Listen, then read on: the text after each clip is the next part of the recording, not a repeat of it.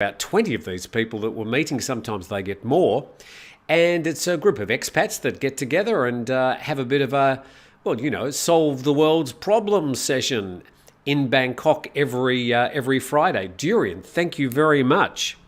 I'll need at least one coffee. By the way, what have you got in your cup today? Love what you do. I do love what I do.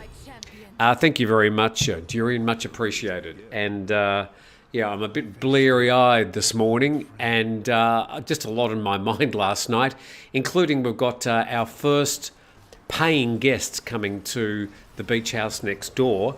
There's a link to it, by the way, in the description of this video, if you'd like to have a look at what it looks like or even perhaps make a booking.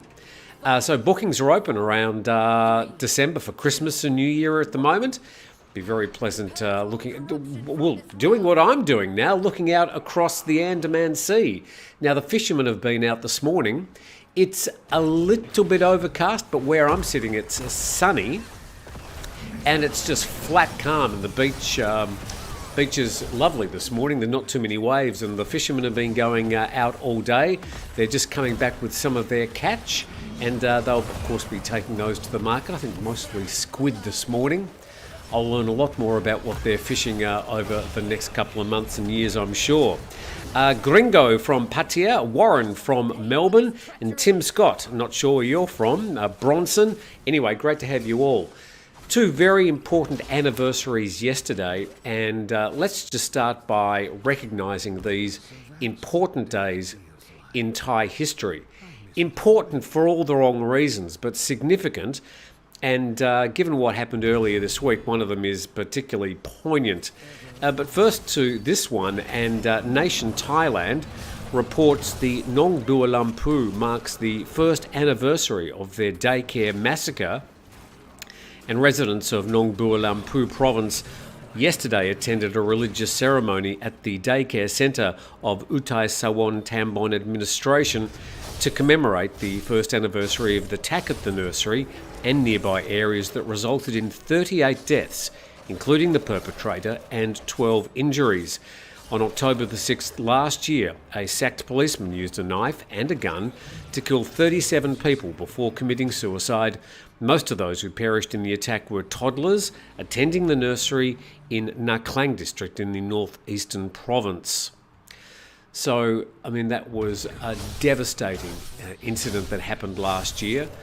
Those stabbings and gun murders of mostly toddlers who had been sent to the daycare centre to have fun with their friends and to be under the care and protection of the adults that were there to supervise them. But that event happened last year, 12 months ago. Now, we go just a little bit further back in history. Where is this one? And we go to this 6th of October 1976 massacre, which has also been sort of termed as the Thammasat University massacre.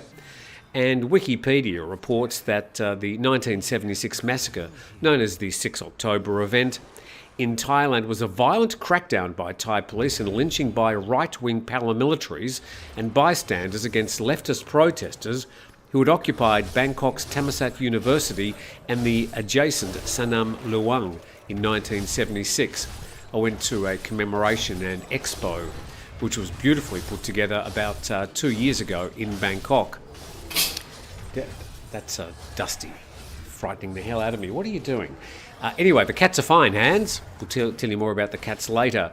Now, prior to the massacre, thousands of leftists, including students, workers and others, had been holding ongoing demonstrations against the return of a former dictator to Thailand.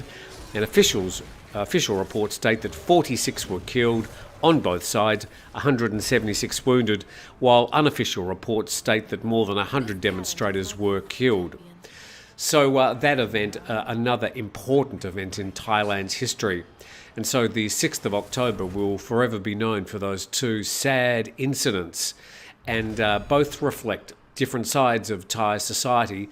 They shouldn't be forgotten. And indeed, I'm sure Thais won't. So those events happened yesterday and were commemorated in the different parts of the town.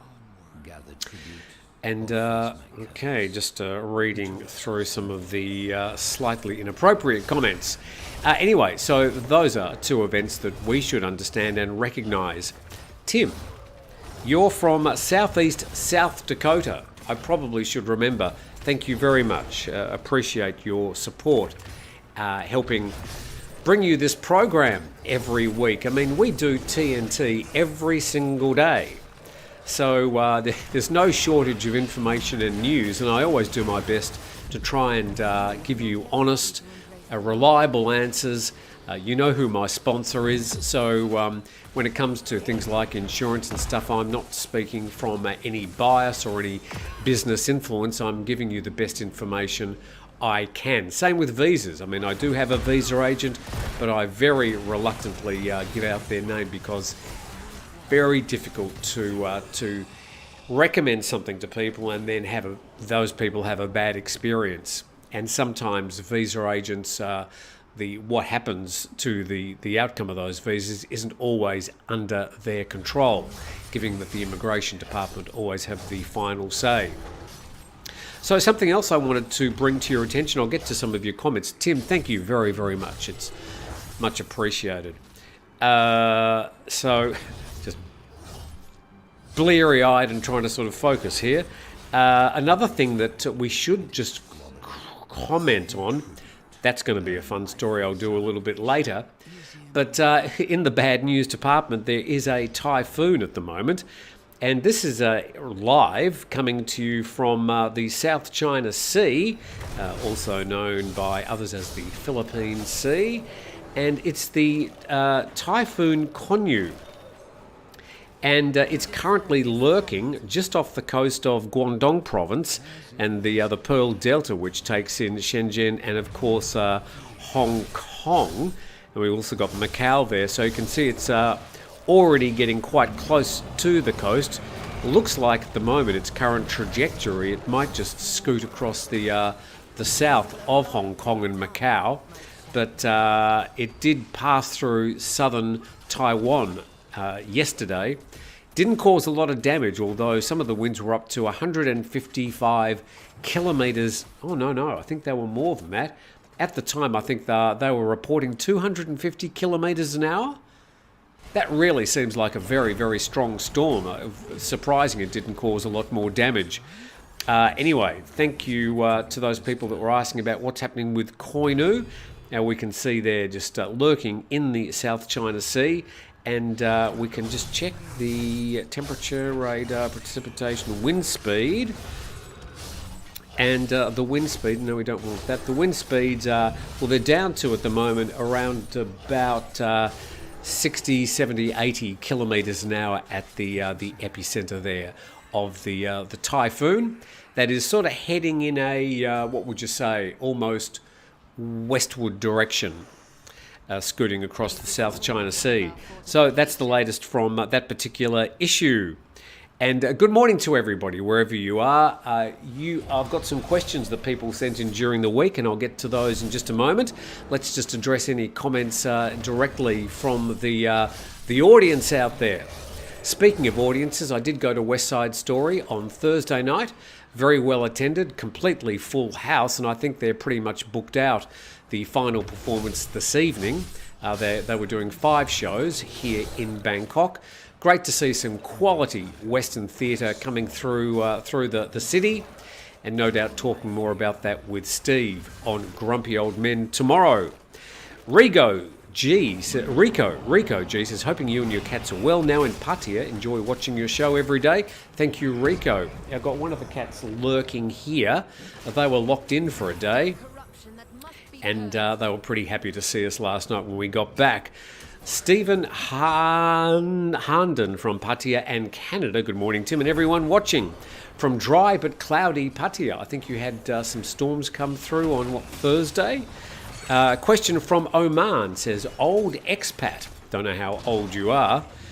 Any further news on the tax issue? This is the new tax being proposed by the incoming Thai government that's going to be taxing income coming into the country from outside the country in the same years. There used to be a bit of a workaround where you could bring the money in a year after. They're now going to tax it any time it comes into the country. So at the moment, they haven't made any further announcements other than the fact that it's going to be starting in January next year. So we do have 3 months to, one, get the details, and two, find out if it's going to be affecting us personally.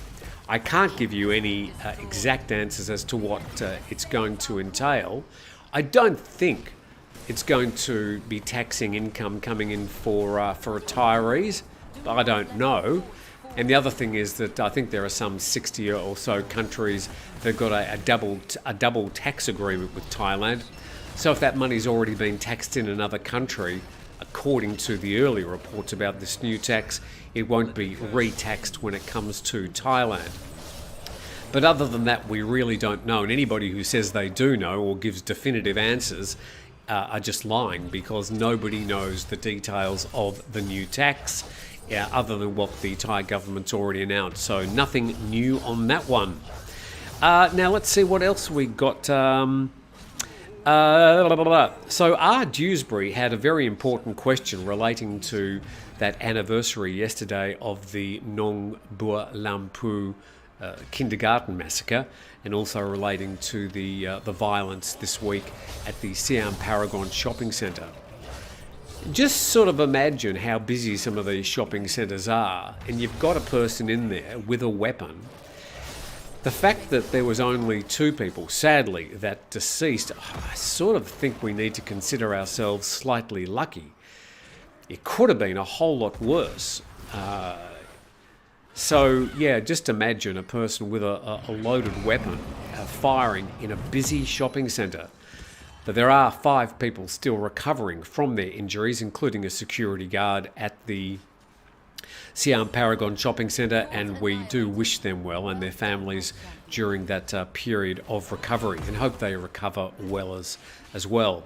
So the question from R. Dewsbury was, does Thailand have a gun problem? Now, look, this is a pretty fractious sort of subject, and I noticed in the comments yesterday people were getting stuck into me because I'm very anti-guns. Now, I don't have any part to play in what happens in the United States other than to look in horror at the events that unfold there on an almost daily basis, certainly weekly. And I also have a history from my own country in Australia of witnessing a horrible massacre that happened in, I can't remember, maybe it was 1996? Sorry, I can't remember. But I think there was 32 people mown down in that particular incident. And in the days after, the Conservative right-wing Prime Minister went on TV and said he's going to do a full gun recall. And they paid market price for guns. And it was a huge buyback, quite controversial at the time, but amazing how everybody, even the farmers, recognised that it was the best thing to do, and to really clamp down on the country's gun laws. It's had an enormous effect on the amount of gun violence in the country. Yes, there are still incidents, and they get well publicised, but we're way, way, way down on the amount of gun violence before that particular decision by the Prime Minister. And he will be remembered for all sorts of things, but mostly that particular clampdown that he did. And kudos to him, because it would have been very difficult, and it was very difficult for him to then make it all happen and face up. And he did. He faced up to the local gun lobby in Australia and told them why he was doing it, and he faced them down, and he did it with the support of the whole government. So that was quite a momentous event. So look, I mean, it's not really a place here in this particular forum to discuss that particular issue. As I said, I don't have any... I'm not an American citizen, so I'm not really going to comment on what happens there. That's for Americans to sort out.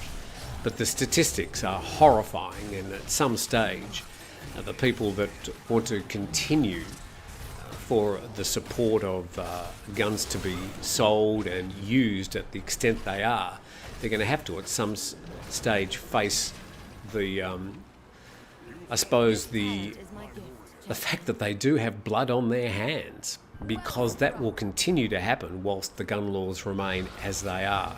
Anyway, look, I really don't want to get into that. You're going to hate me, or some of you are going to hate me for saying things like that. I think the best we can do is probably, rather than firing personal barbs at each other, is just recognise that I've got one point of view on that, and many of you will have a different point of view, and that's okay. But as regarding Thailand, does Thailand have a gun problem? Thailand, there's plenty of guns around, and they seem to be used as for a threat more than anything else, probably more often than they should be. Foreigners getting killed by guns in Thailand is very rare. So as a foreigner visiting here, despite what happened on Tuesday, you are statistically very, very safe. The incidents that happen seem to happen usually with drugs or alcohol involved. They usually sort of happen outside the city and up in the country. But does Thailand have a gun problem? I think the government is certainly going to try and get their head around it, given the events of this week.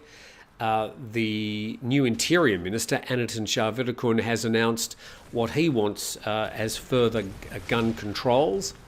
And I think this government is quite determined to see them through, especially in the short term. Of course, it's all about enforcement. There's no use having rules unless there's enforcement. So let's see what happens. Certainly in relation to the BB guns, this particular weapon was converted from a BB gun that would fire blanks into a gun that could fire real ammunition, hence the problem. So there's going to be a big clampdown on those. To Khalid Izeldin, thank you very much. Appreciate your support of the program, Khalid. And not really sure where you are. Qatar? So thank you very much for your support. It's much appreciated. John Smith says, are the tourist visa talks over with the decision about Chinese tourists, or are they still considering doing the same for other countries? John, in relation to the visa waiver, there's a visa waiver currently for Chinese and Kazakh tourists, and it's going to be from September the 25th all the way to the end of February 29 next year. Now, John, there's already 68 countries that have a visa waiver, including probably where you're from. I don't know where you're from, but I'm betting your country will already have a visa waiver.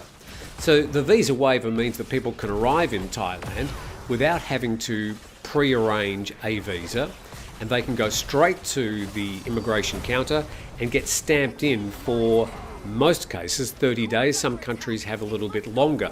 Now, in the past, the Chinese and the Kazakhs had to have a visa on arrival or a pre-arranged visa, and they only got 15 days on that visa, and it cost them, I think, from memory, 2,000 baht.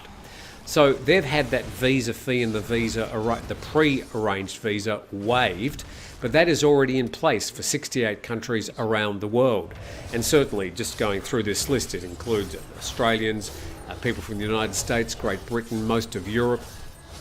So it's not as if the Chinese are getting some special dispensation. They're just being given the same opportunity to enter Thailand on the same terms as 68 other countries for 5 months. And of course, they'll monitor the progress and the success of that particular waiver, and then some decision will be made after that. There was some talk very early on when it was proposed that they were going to have this visa waiver, that they may extend the visa waiver for those 68 countries. So the people that get 30 days at the moment, or there was thought that they might get 45 or 60 or 90 days, but nothing eventuated from those discussions or those rumours early on. The TAT certainly wanted it, but I suppose there's just going to be a bit of a suck it and see with the Chinese arrivals. A lot of Kazakhs coming to especially Phuket. Every time I go to the airport, including the other day, we noticed a few jets arriving from Kazakhstan. So, and I think it was sometime earlier on this year, the Kazakhs were number 3 or 4 of the top arrivals in Phuket. So certainly they do enjoy coming here. Kevin O'Brien says, I'm from the USA, our gun laws must be revised. Frank in Thailand, good morning. Sorry I'm late. Frank, you're excused, but nice to have you with us as well. Jez Smith, Brisbane here, Bathurst 1000 motor racing in Oz this weekend. The Bathurst 1000, I used to love watching that. Basically, it's in an area, a racetrack. I think mostly it's just a normal road, but they close it down as a racetrack once a year.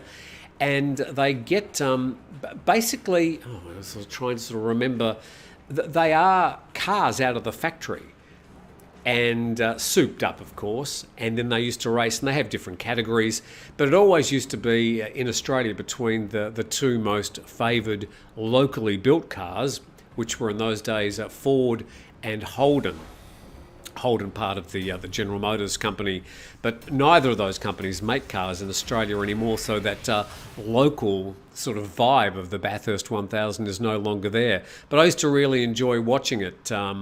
Used to sit down and, yeah, I mean, given the coverage we can do today, it'd be great to have those golden days of the Bathurst race being covered with the technology available these days.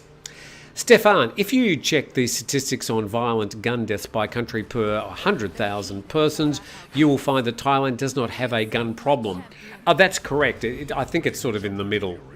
It's certainly not in the top 10. Stefan, thank you very much for reminding me about that. I didn't really want to get too much into the issue. If I was going to do so, I would do a special program about it. And I'd only do it if it was a problem here in Thailand. I think the United States can just be used as a reference point, but I'm not here to adjudicate what happens there. That is absolutely up to people who have a stake in that situation, and that really is US citizens. But regarding Thailand, I think you're right, Stefan. I think we're somewhere in the middle as regards gun deaths. Far too many still, but let's hope that these further gun controls that will be introduced by the new government will at least try and lessen some of those violent deaths. Gringo Puppy, hey Tim, will you be following Oz at the Cricket World Cup? No. I'm not really interested in cricket. I find it just far too slow. And I didn't even know the Cricket World Cup is on.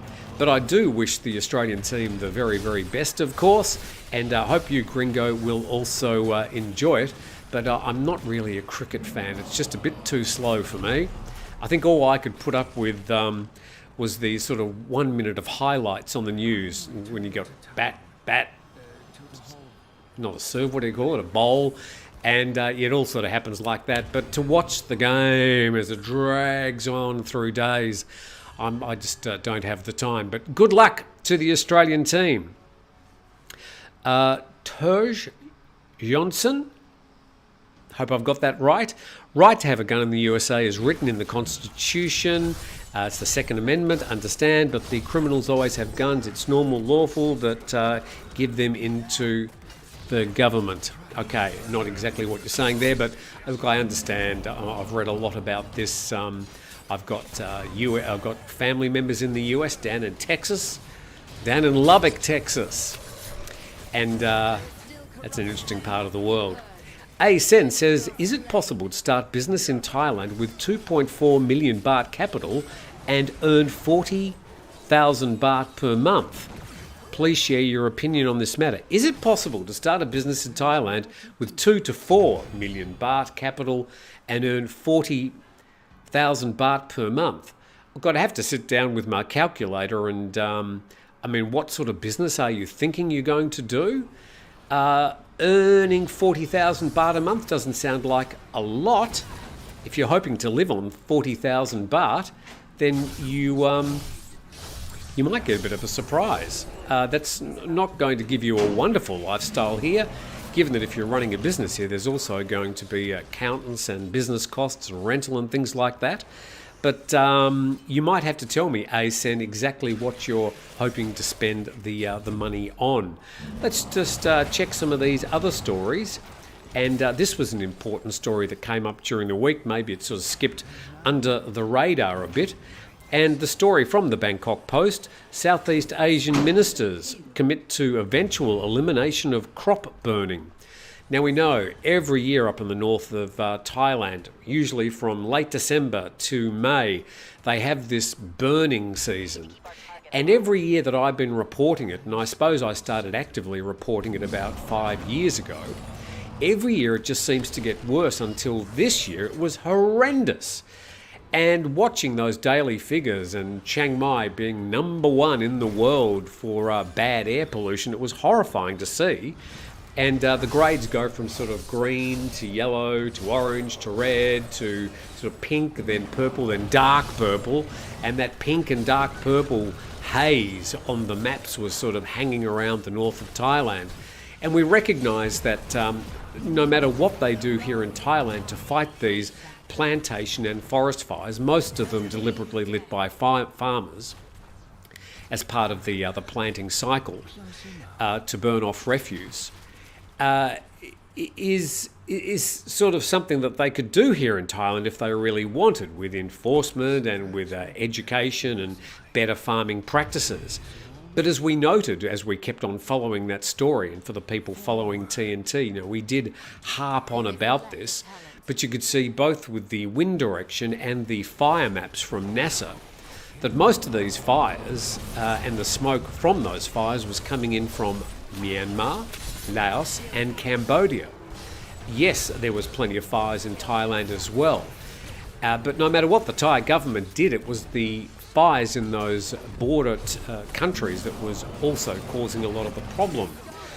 Let's see what's happening with this story. And a story from Kuala Lumpur, Southeast Asian agriculture and forestry ministers have agreed to take collective action to minimise and eventually eliminate crop burning in the region amid deteriorating air quality and concern about cross-border haze. And that's become another big issue over the past week because forest fires in Indonesia, with the southwest monsoon, it's been blowing into southern Thailand and also into Singapore. And so once the Singaporeans get angry about something, then the rest of the world has to sit up and take notice, usually. But yeah, if you look at the air quality map, southern Thailand over the past week has been very poor. So it's not only a problem in northern Thailand, at some times of the year becomes a problem in southern Thailand as well, even as far up as places like Phuket and here in Phang Nga. There is not a breath of air out there. It is totally 100% 0 knots of wind. And the sun is out. Let's hope it stays that way. And in a statement after a meeting of ASEAN in Malaysia, members recognised the adverse environmental and health impacts of crop burning practices and committed to collectively reduce and phase it out. And the meeting recognised the need for sustainable alternatives to crop burning, including the adoption of innovative and environmentally friendly agricultural practices. Well, I think it's understood what can be done with all that leftover refuse from the crops. It's really machinery and investment and education that's needed, and they would be able to make low-cost loans available, to have like collective machinery and stuff, so that they could be tilling. I was going to use the word mining. Come on, farmers, help me out. But putting that refuse back into the soil, which is good for the soil, but it does take more effort and it costs more to do that than just setting a match to it. My brain's had it this morning, I'm sorry. The pledge comes as air quality hit unhealthy levels in several parts of Malaysia in recent days and after weeks of elevated pollution in Indonesia. And Malaysia's Environment Minister, in an interview with Reuters on Thursday, called on Indonesia and ASEAN to take action as air quality worsens, blaming it on fires from crop burning in Indonesia. Almost every dry season, smoke from fires to clear land for palm oil and pulp and paper plantations in Indonesia blankets much of the region. Here in Thailand, it's mostly sugarcane and corn plantations which caused the issue here. So good to see that ASEAN seems to have some sort of commitment to get behind reducing the impact of these fires, which basically means reducing the number of the fires, because they can't contain the smoke. It's just going to blow wherever the wind blows it. Jakarta has denied detecting any smoke drifting over its borders into Malaysia, of course. So, okay, that's, I think, an important story. Thank you, everybody, for tuning in. It's currently 32 minutes past the hour, and if I hit the table, it will jiggle the camera, because this is an old elevated table. I can either stand and work, or I can sit. If I stand, though, that's going to happen, and also I'm further away from the mic, so I've got to keep close to the mic. Motorsports give me a headache, says Bronson. Morning, Tim, says Rob Roy. Does anyone know if the Bathurst 1000 will be televised live here in Thailand? I have no idea. I'd suggest jumping on the Google machine, typing in Bathurst 1000 and see if there's a live feed. Now, just some questions that came in during the week, and or questions and comments, and this was in relation to today's program. Just want to say how nice and comfy the new backyard looks, and as a cat person, you thinking the two couldn't get over that wall. So yes, we'll just have to see what happens with that. The cats have been kept inside for 2 weeks. As every YouTuber seems to say, the magic 2 weeks, so I'm going to start letting them out in the next few days. Supervised, yes, they could probably jump over the wall. The trees also make it very easy for them to do so. They've certainly tried. Great show. Tim, what am I pressing that for? Great show. Thank you very much. Question: what are the legalities with the landlord in regards to renovations of a rental property in Thailand? You seem to be able to do whatever, unlike in New South Wales, Australia. Look, when it comes to rental properties, if you want to change a door or repaint the walls or put up a painting, ask the landlord. It depends what's in the lease, and it depends what you decide. I mean, negotiate. In regards to my past house, we collectively did a few projects together and split the cost, me and the landlord, regarding putting in new doors and a few things. With these two beach houses, one which I'm leasing, I'm renting both of them. I've got a 10-year lease on both the properties, and I said I want to do a full renovation, and I listed all the things I was going to do, and they went fantastic. So it's just a matter of negotiation. So it's not a matter of there being laws about it. When it comes to an individual property, it's up to you and the landlord or the owner to come up with what you want to do. And that was from Mrs. O. Oh, goodness, what a strange handle. Brian in Bangkok. Tim, any idea of locations in Bangkok giving free COVID booster jabs these days? If you go to any hospital, private or public hospital in Bangkok, I'm sure they'll be able to provide you with COVID vaccines. You could even jump on Google and see if any particular hospitals advertise those services. Let's see, there were a couple of replies. One of them blocked, so I'm pretty sure I know what somebody was saying about that. Watch It Buster says, where exactly is Turtle Beach? I can't find it on Google. Hardly surprised. I just returned last night from a month in Thailand. Hope you had a good time. I was in Phuket, Karon Beach, and then the Phi Phi Islands. 6 beautiful islands. The best known is Maya, the Koh Phi Phi, where Maya Bay is, which just reopened last week as well.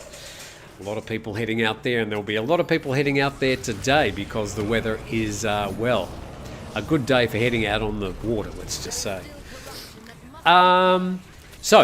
Turtle Beach is a name given to the Thai Muang Beach, which is halfway between, say, Phuket and Khao Lak. So when you come over the bridge at Phuket, heading north, you've got Natai Beach. This is just heading along the west coast. Then you've got Kok Kloi. Then you've got the Thai Muang Beach. And then a bit further up, you've got Khao Lak, about a half-hour drive from here. So that's these beaches. But for whatever reason, there's just nothing happening at what we've renamed it as Turtle Beach. Now, all the properties on this side of the main road which is basically all the coastal land that goes in for about 500 metres, is basically Crown land. And so all the properties along here just have long leases based on the sort of the family living here for 50, hundreds of years, whatever. And they can then sublease at their will to certain people, like me. But I could be kicked out of here tomorrow by the government if they wanted to reclaim this Crown land. And that's very, very, very unlikely. But it also means that the big hotel groups, they can't buy property here at Tai Muang. And so we're never going to see sort of vast commercial enterprises and nightclubs and bars opening up along the beach. It's going to remain very provincial, which is exactly what I like. I'm looking out across the local fishermen who are doing their what they do, what they've done for hundreds of years here. Head out, catching shrimp and fish, and selling it to locals. Now, Steve Ross, with an E, introduced me to this beach. I didn't even know it existed because rather than turning off when you come through the Tai Muang township and heading to Khao Lak, you just keep on heading down to the beach and voila, here it is. A long straight beach. And Steve renamed it Turtle Beach because none of the locals can say Tai Muang, me included. So it's really Steve's affectation. He's just renamed it Turtle Beach, and I'm calling it Turtle Beach as well because it's just a lot easier to say. Now, the turtles do come to nest here during the season. They come and lay their eggs, and they have a thing called the Turtle Festival that lasts for 10 days each year, and that's in March. And the other big event that happens here in Tai Muang, because it's got a big Chinese community, or ethnically Chinese, is they've got the Vegetarian Festival, which I'm very aware of because it's very big in Phuket, which also has a very large ethnically Chinese community, which have been doing this Vegetarian Festival for years and years and years. So that's, I think, in about a week's time. I think it may be next weekend the Vegetarian Festival starts. So, yes, we're going to see people parading around in white. I know Steve's got his white gear already. He's going to join in the parades. And, I don't think I won't talk about it today because it's something we can speak about when we get to Vegetarian Festival, which will be next week. It goes for 10 days. Locally, people will be eating a lot of vegetarian food. And there's a certain amount of abstinence involved, and the parades with the firecrackers and the ma songs out the front with the things skewered through their face. Anyway, there you go. Thank you very much to, just scrolling down here, catching up, Daryl McGee, who asks a question, he says, a little bit towards more great shirts. Yes, this is another Lazada shirt, 140 baht. Love these. Very light, sort of out of a very light polyester fabric. Great designs, and thank you very much, Daryl, and appreciate your support of the program. Daryl McGee, who calls himself Daz, so I'm suspecting you're from Australia. Sen. Oh, what happens? Okay, getting on with a few other comments here. David Connolly. Tim, I'm living in Koh Phangan. I've been a sailor all my life, racing mostly. It sounds like you've done similar. Is there any yachting in Thailand? Would love to go for a sail. Oh, good heavens. Phuket's got quite a vibrant sailing community. Mostly charter boats. There's charter companies here. There's at least 4 major marinas. So there is a lot of sailing here and a bit of racing if you go down to the Phuket Yacht Club down in Chalong. I won't be going sailing anymore. My sailing days are over. I used to do a lot of racing, including ocean racing. David, I'm not sure about that side. There might be a bit of sailing in Samui, but certainly in Phuket. If you Google Phuket Yacht Club, you can have a read about their activities. And there's 3 or 4 regattas every year. There's the King's Cup. There's the Phuket Race Week, I think it's called. So there's plenty of yacht racing and boats sailing here in Phuket. Dorothy Ruby Red Munchkin. Dorothy Ruby Red Munchkin, fan of The Wizard of Oz, says, question, do you have availability in March for the parade at your Airbnb? I have a booking in that week, but there might be the second Airbnb available at that time. So Dorothy, keep an eye. That actual week at the moment is booked for the Turtle Festival, but there might be a second Airbnb available in another 2 or 3 months. So keep an eye on the channel and I'll keep you up to date on that. But Christmas is open at the moment for the one that's available. It's called Bonneville, by the way. I want a turtle omelette, says Bill. Good luck to you. You'll need to get a turtle and some eggs and heat. Martin Workman says, will the new airport bring welcome or unwelcome business tourists to Turtle Beach? Well, firstly, the new Andaman International Airport, which seems the new Thai Prime Minister is right behind, it's been proposed for many years, is at minimum 5, 6, 7 years away from opening. Nice flat patch of land where they're putting it would be a purpose-designed new international airport here in Thailand. The Phuket airport, they really can't do anything about expansion of either the runway or the buildings or the parking there. So building something off the island is really the only option they have. Phuket will continue to get more tourists in the future. It's just that island is designed and constructed for tourists. The way it is these days, it's exquisitely engineered and evolved to take the money out of pockets of tourists and put it in the tills of the Thais that work there. And I can't see anything stopping Phuket from becoming more popular in the future. So they will need a new airport just off the island in the future. There's no room on the island for a new airport because you're going to need flat land, you're going to need at least a 3 kilometre long runway, and you're going to have space before that runway and after it without a mountain in the way, and there's just nothing left in Phuket to provide that sort of space anymore. Will it bring welcome, unwelcome? Obviously welcome business. You've already got Natai Beach, Koh Kloi, which you've got some very upscale resorts. Of course, up in Khao Lak, already quite well developed, already very busy. Turtle Beach, because it's Crown land, you're not going to see businesses moving in here. They can't. So that's just not going to happen. Watch It Buster. Thanks for answering my question. See you in February and April. And thank you very much for your support all the way from Canada. And I do really appreciate the support from anybody. And we're just getting a little bit of cleaning done in the background. Tim Scott. Tim, are the cats a little active? Somewhere in the background, just a little background noise.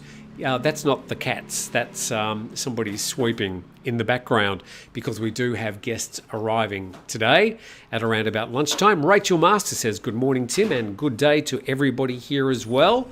Mr. Ben's World, I just finished taking a shower from a barrel using a dipper.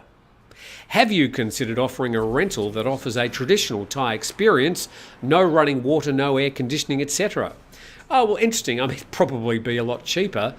But at the end of the day, people, especially Westerners, they're going to be looking for an experience where they've at least got the air conditioning available.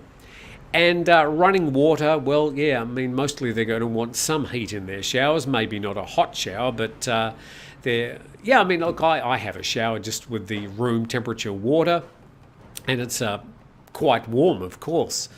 But no, at the moment we've set them up to be quite Western friendly and quite upscale. So I mean, it's an interesting thought. But if I'm going to provide something here on Turtle Beach, it's going to have to be a bit more upscale. There are some little what do you call them, bungalows available. I think they're only 400 or 500 baht a night, and they provide a bit more of a stripped back sort of service if that's what people want. But no, we're going for something a little bit more upscale than that. Okay, now let's just go back a little bit and see what we might have missed.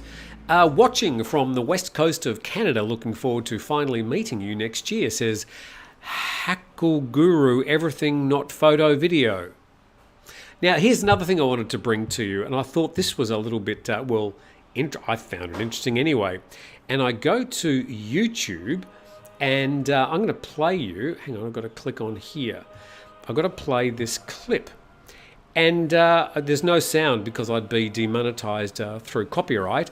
But this is a new Korean act, K-pop act, and two very pretty girls, and it's a usual sort of K-pop clip that you might sort of see. I'll just sort of take it off a bit, otherwise I'm going to get demonetized for copyright, putting it back on, and I might even just reduce the size of it. But you can basically see what's going on here. Two young girls, a new K-pop act, and they call themselves DTDTGMGN. No, they call themselves Eternity. That's the name of the track. What does that mean? DTDTGMGN. Anyway, you get the idea. And they're very active, very pretty girls doing the sort of the K-pop thing. And there's plenty of movement and quick editing. And as I said, I can't really play you the music, but I think you pretty much know the package. Now, the issue here, and the reason I'm playing that, is because they're not real. And it's not as if they've been retouched or they've had a bit of improvement done in post-production. They are just an AI concoction. They're a complete fabrication.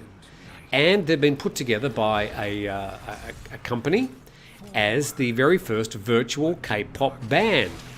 And we go to CNN that reports the only thing we can't do is sign autographs. The rise of virtual K-pop bands. And there's the two girls. And in the music video, their latest single, I'm not even going to go through that again, members of the South Korean band Eternity dance in perfect time to a bubblegum pop beat in a neon pink room decorated with school uniforms, blah, blah, blah. Hold me tight, lean on my shoulder. But the group's fans cannot do either of those things physically because none of Eternity's 11 bandmates are real. We've only been introduced to 2 of them so far. Built using AI technology, Eternity is one of the latest South Korean acts pushing the boundary between real and virtual entertainment. And the group's creator and management company Pulse 9 believe that computer-generated stars have a significant edge over their real-time counterparts. What do you think about this? The music's okay in that sort of bubblegum pop genre, and the girls are obviously pretty, and they look 100% real. I mean, there's nothing about them that looks even slightly manufactured, any more than most K-pops sort of look absolutely flawless and pure, such as the sort of the overproduction that they use. But these aren't real people. They're just a complete fabrication. They look real, they sound real, and they don't need to sleep at night. They can keep on churning out music and popping out videos for as long as they like. And they can even go to arenas and perform. Now, given that people are spending a lot of money going to see ABBA, performing as they were in the 70s, in their 30s, at the Ozone Oxygen Arena or something in London, they're just virtual AI versions of the original ABBA. Well, these girls are not even real. They were never real. They are complete fabrications from AI. So I'll be interested to read what you think about this. I thought it was quite fascinating. Is it going to be something we're going to see more often? Are we going to expect to see, in brackets, AI next to the title to know whether we want to watch it or not? I mean, I'm really not going to waste a lot of my time watching... Excuse me, I'm just going to close the door. The cats get out. The rails are up. We'll see what happens. Keep an eye on those cats. I'm not going to bother watching sort of AI-generated pop, but maybe you will. So tell me what you think. Tell me what the boundaries you have when it comes to music. I know there's a lot of music purists, but at the end of the day, is it good? Do they look interesting? I don't know. Maybe you'll watch it. I won't. I'm interested in the backstory. I want to know about the performers. I want to know where they got the inspiration for their songs. But there you go. They're called Eternity. There's apparently 11 members. We've only been introduced to 2 of them at this stage. So yeah, and just KJ says, where is it? I'm not surprised the corporations keep looking for ways to reduce the power of labour. AI is just the next step in making labour irrelevant. And pretty much AI can just keep on churning out any number of hits. AI can make very listenable music. And as I said, I can't share it with you because I'll get demonetized. But I mean, it's very listenable, it's happy, it's fun, it's poppy. I imagine there's been AI generating the voices, but real producers have also been involved to make it sound just right. But AI can just spin around existing stuff. It can generate new melodies, and it can do hundreds of these an hour. It can generate these video clips, probably hundreds of them an hour. Interesting times. K-pop great, a woman that never says no, says Grunt Max.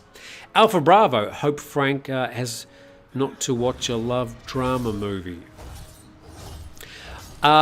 Richard Townsend, I guess the question is, how far will this AI go in regards to music versus real singers? Oh, there's going to be no shortage of AI-generated music, and these days the music industry is not a music industry anymore these days, unless they've got a great YouTube clip to go with it, because it's just part of the way that people consume music these days.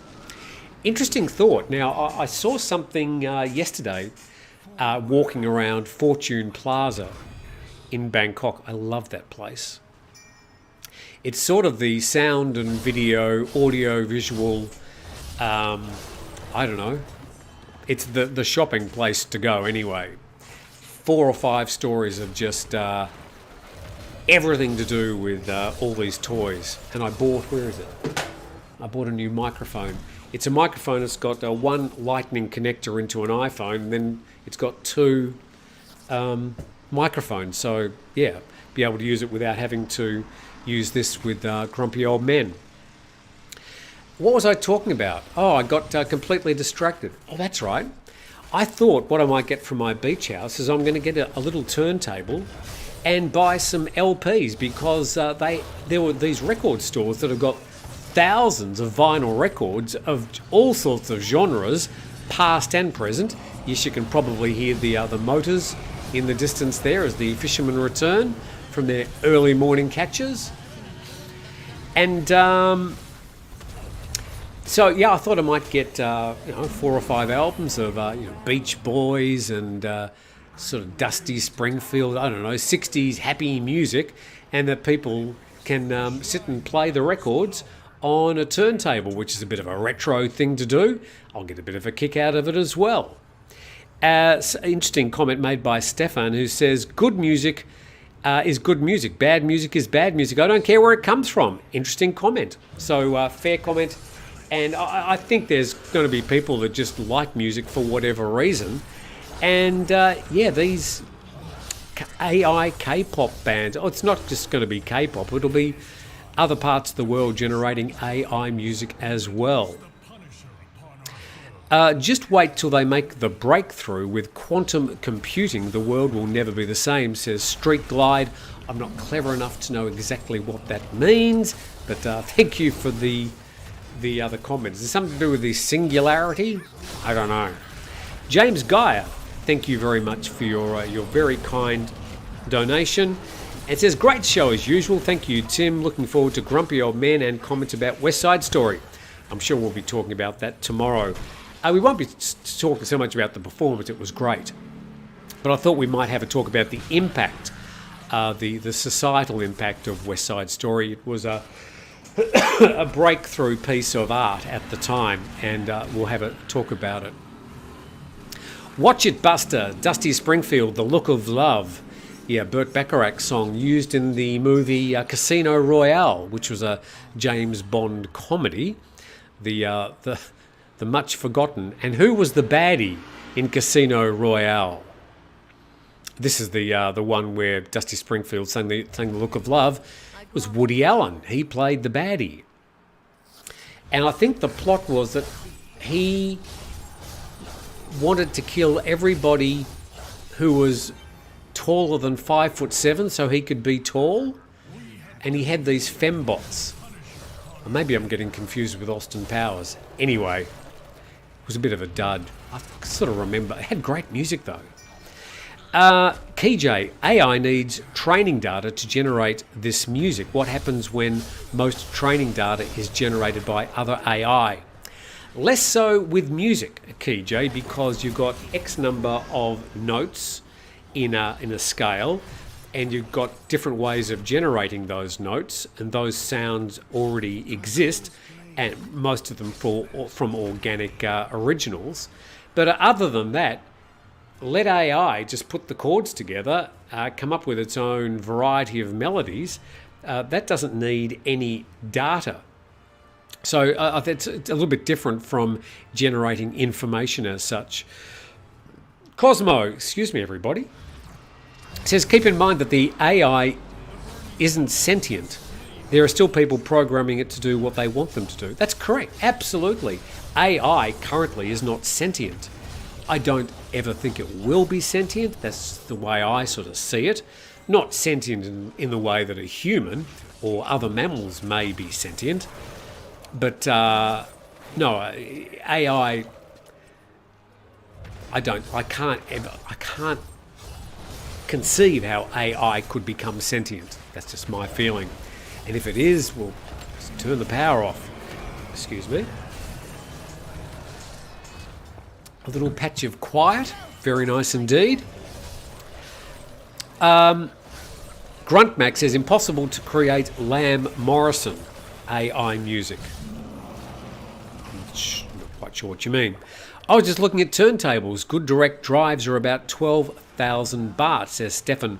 Yeah, you can get them like little retro ones that sort of open up like a suitcase, down to, I don't know, 2,000 or 3,000 baht from Lazada. I'll probably start with a cheapie, and I'll see how I go, see if people think it's a good idea or it's just ridiculous. But yeah, for say 10,000 baht, I can buy 4 or 5 albums and a little cheap turntable from Lazada and have a bit of a play. What am I going to buy? Well, I've got to think about my customers. I've got to think what they want to listen to, not what I want to listen to. So there'll be best hits or something. I noticed they had 21, that the Beatles anthology. I might buy that. There's a bit of a collection of great Beatles songs. How's the dog bite on your leg? Have you seen that soy dog again? No to the second question. The dog bite is slowly disappearing. I've had 3 rabies shots so far. That's my rabies card and my tetanus card. I've got to go in for my next rabies shot on the 13th of this month. So I've got another week or so to go before getting my next rabies shot. No, I haven't seen the dog since. I'll remember what its face looks like though. So, have you settled into the new place, says Robert Groves. Sort of. Still got a few boxes around. Excuse me for a moment.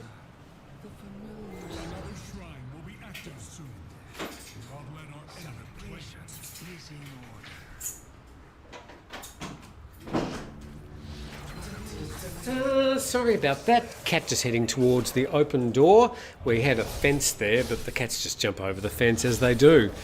Jazz music is great to hear and is timeless, says Keon Noons. Yeah, look, I mean, music is... everybody's got their own tastes. So, yeah, jazz might be great, or there's so many different styles of jazz. Which style of jazz do I choose? Or do I get, jazz greatest hits? With Take 5 as the number 1 track. ABBA was live projected AI, cannot MAKW. Yeah, it's projected, that's right. So, but it's still a live show.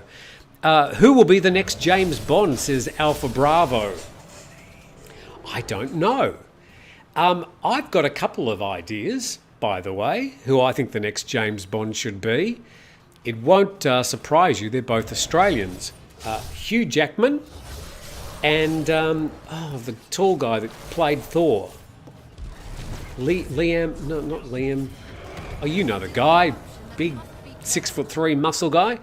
Both are great actors. Both have got a great sense of sort of sardonic humour that I think would suit James Bond, and both can do very, very good British accents. So they're my two. I think they would both be excellent James Bonds. What's his name? Somebody's going to tell me, I'm sure. Watch It Buster says, yes, that's right about Casino Royale, the original 1967 film.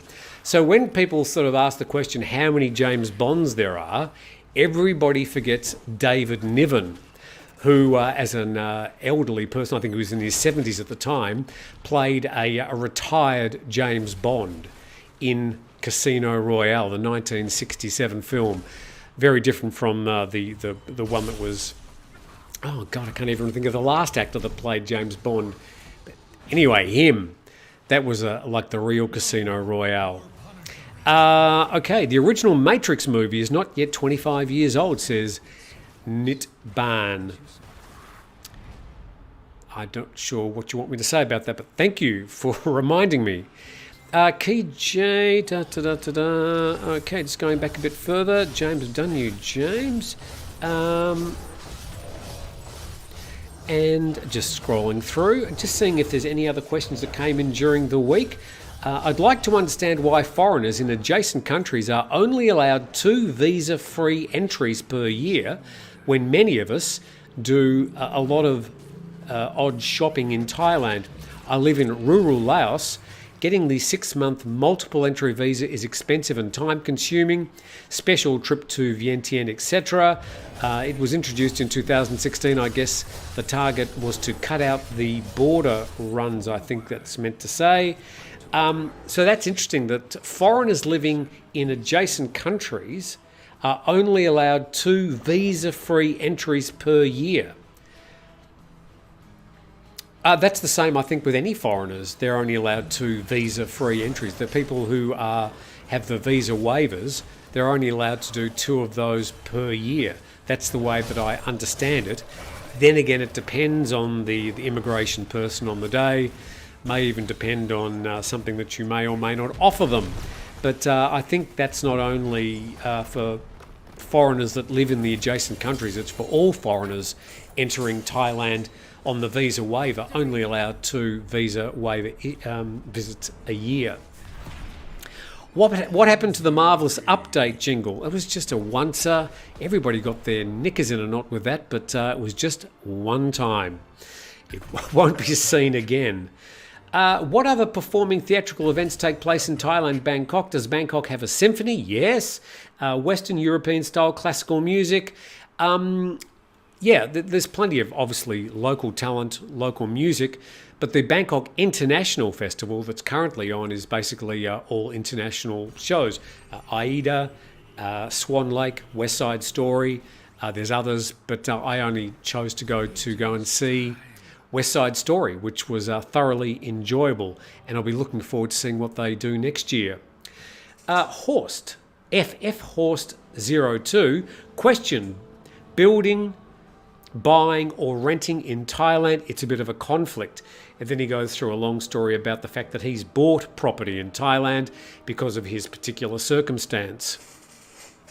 And he says if you plan to stay 10 years plus, you're spending more on rent than on a house. Probably same goes for solar. In 10 years, you're paying more on electricity than when you have solar. Simple solution, return on investment for both solar and house can more close to 5 years. So anyway, he gives me, answers his own question in a way. For me, renting has been fantastic. It's been very affordable. I've been able to stay exactly where I wanted to, and as my circumstances changed, I was able to move to different places. Currently, I'm living very cheaply on a beach in southern Thailand. Now, for me to live on a beach in Phuket, Pattaya, Koh Chang, literally anywhere in the world. It can get really, really expensive with property values. So renting has suited me. I've also published hundreds of stories, and I still get emails every week from people that have had problems with buying property, seeking my guidance. Who should I speak to? My wife's taken the property. The solicitor took everything. There's hundreds and hundreds and hundreds, thousands of people who've had problem buying property in Thailand. However, if you've got a need to buy a property, if you think you're either going to live there for a long time, or you think there's going to be some improvement in the investment, and you can do it legally, and putting together a Thai company with mostly Thai shareholders is not a legal way of owning a property in Thailand. Yes, it's been a workaround, but it's strictly illegal. And there's been quite a few companies closed down recently who have been trying to sell properties that way. There was one big case of, I think there were hundreds of properties bought through one solicitor, and all those properties now are in limbo. The people have pretty much lost their money.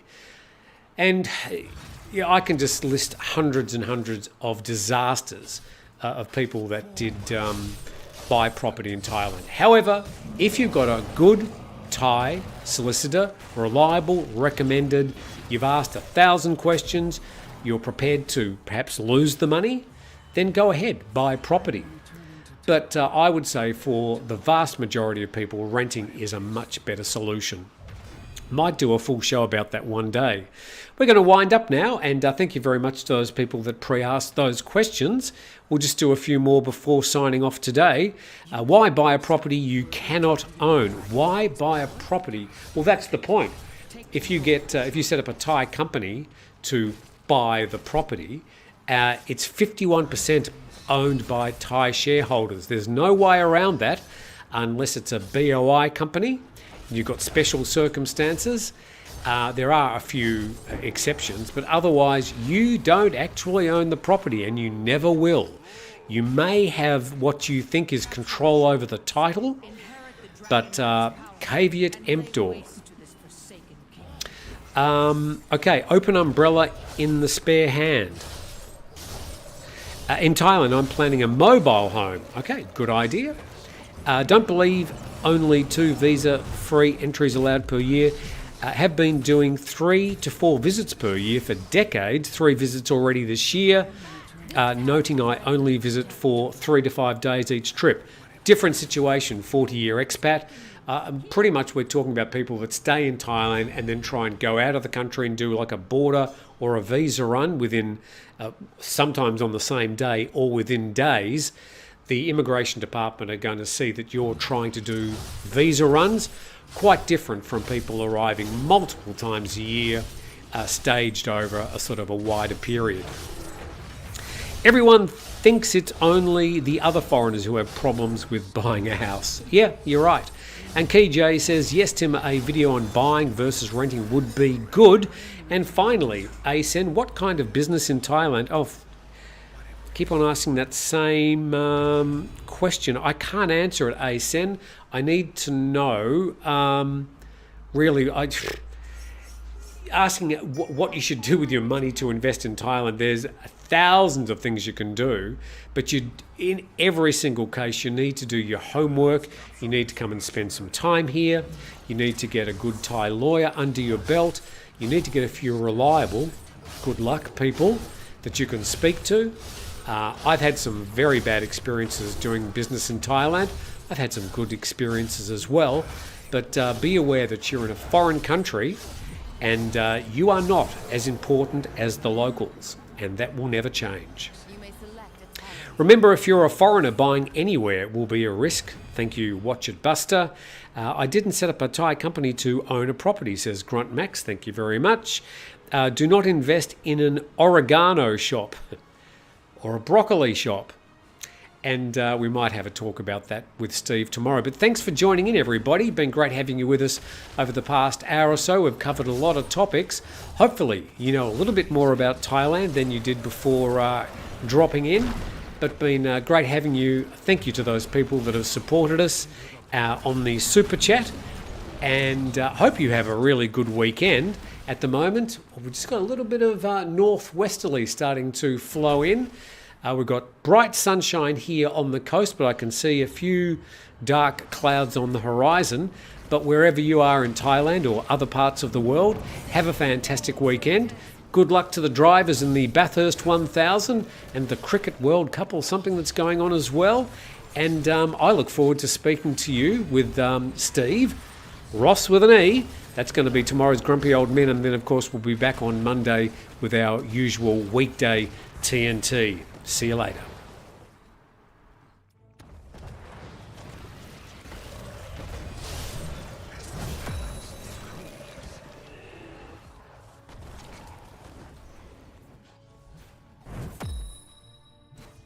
I'm Alice Loxton and I present documentaries over on History Hit TV. If you're passionate about all things history, sign up to History Hit TV. It's like Netflix, but just for history. We've got hours of ad-free documentaries about all aspects of the past. You can get a huge discount from History Hit TV. Make sure you check out the details below and use the code AbsoluteHistory, all one word, when you sign up. Now, on with the show.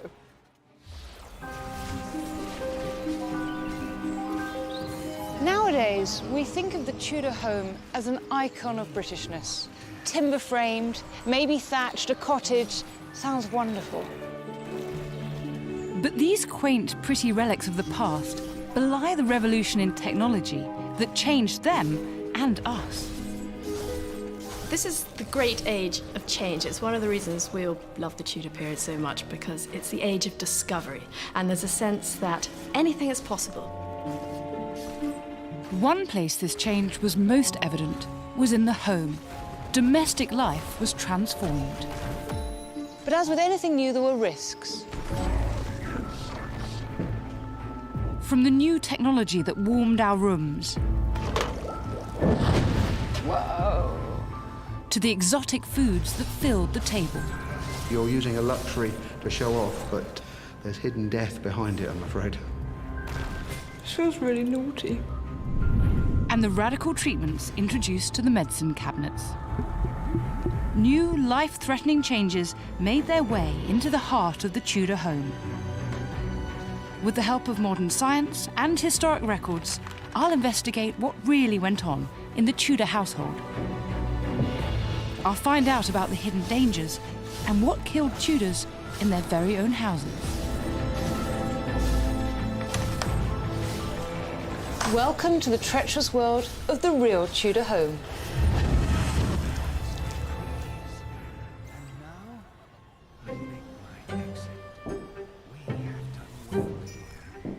This house dates from the end of the Tudor age, around 1590. At the time, there was an emergence of people with new wealth who had aspirations for their homes. This is the house of someone in the middling sort. Those are the middle ranks of society in a pre-capitalist age, before the talk of classes makes any sense. So it's professionals, artisans, yeomen farmers, and in this case, a successful merchant. The increasingly wealthy people of the middling sort built new kinds of houses, and the unforeseen consequence was that they introduced hidden killers to the home. But how exactly did these beautiful buildings threaten the lives of the merchants and yeomen who inhabited them? Many previously unknown dangers made their way back here from newly discovered distant lands, some arriving directly into their kitchens and dining rooms. This was an age of discovery that transformed Tudor life, and exploration, conquest, colonization and trade all had their impact on the Tudor home in various guises.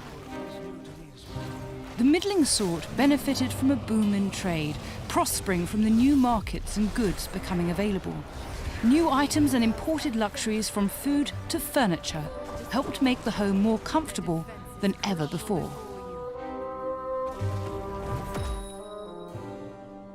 The Tudor period is definitely the start of a real investment in material things for relatively ordinary people.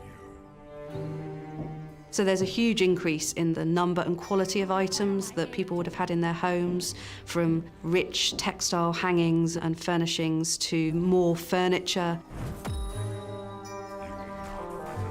additional bedding, and many more items of tableware.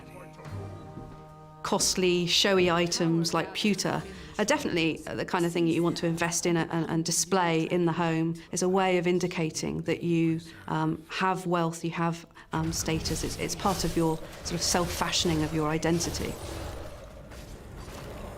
And it was in the dining room where the taste for the new and exotic was clearly visible. Overseas trade brought new goods, potatoes, tomatoes, and the abundance of things that were previously rare, like this.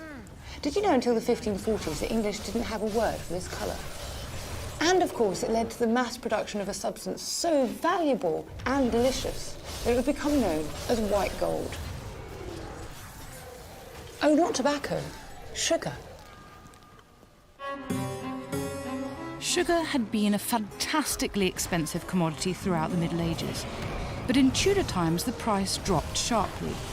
Through using slave labour, production costs were kept low. So on the back of the slave trade, sugar became an attainable luxury for people of the middling sort. The rather bland medieval diet of bread, pottage, beans, lentils, oats, dairy and eggs, occasional meat, and if absolutely necessary, vegetables, began to be enhanced with sugar. What's the process by which we could produce sugar? It comes in to your house looking like this, as a sugar loaf, but it has to be broken up. Someone's got to sit there with a hammer and then a pestle and mortar, and if you want sort of an icing sugar to sprinkle over things, there's a lovely dish which is just a salad of lemons sprinkled with dusted sugar. Well, then some poor lad's got to sit there and push it through a silk sieve. So there's work hours in sugar as well as expense. Sugar becomes something that's a sort of desirable way of displaying status. So you might use sweet treats at the end of a meal, the banquet, of course it's known as.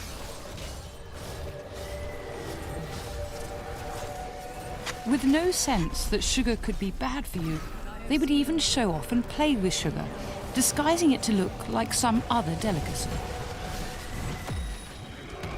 So we've got here a little dish of nuts. There's little sugar shells with a little bit of sugar and almond in the middle like a marzipan, dusted with cinnamon to give it the nutty colour, and you get to eat a pure sweet. And what's this? Well, why on earth did I lay out some bacon on the table when we're supposed to be being spoilt? And bacon is a working man's food, but not in this case. It's been made to look like bacon by dyeing some of the sugar with cochineal and leaving the rest white to look like fat, but it's in fact all sugar. What are these? Those are little Tudor roses in sugar, and the middle one, I've covered that in silver leaf. So the one that looks silver is actually pure silver on top. And that's showing your diner's real luxury, because you've taken a luxury ingredient like sugar, put man-hours into it, and then put a precious metal on top as well. From nowhere, sugar became the must-have item at any well-to-do meal. What would it have been like to have all the sugar? It must have been really intense. Yes, I don't think we can really imagine it. We've grown up with sugar all of our lives. It's in most of our food somewhere, even bread. So to go somewhere where your diet has been virtually sugar-free and be given a table full of sugar, I think it's going to be a huge release of energy.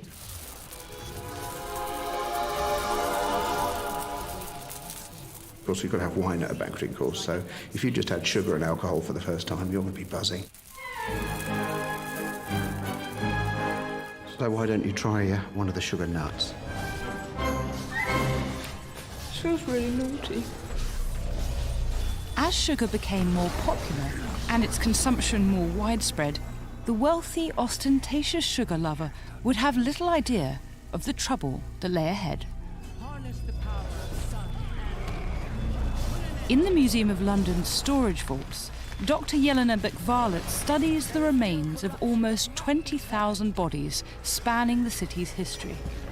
It's a unique resource that reveals changes in disease patterns over time.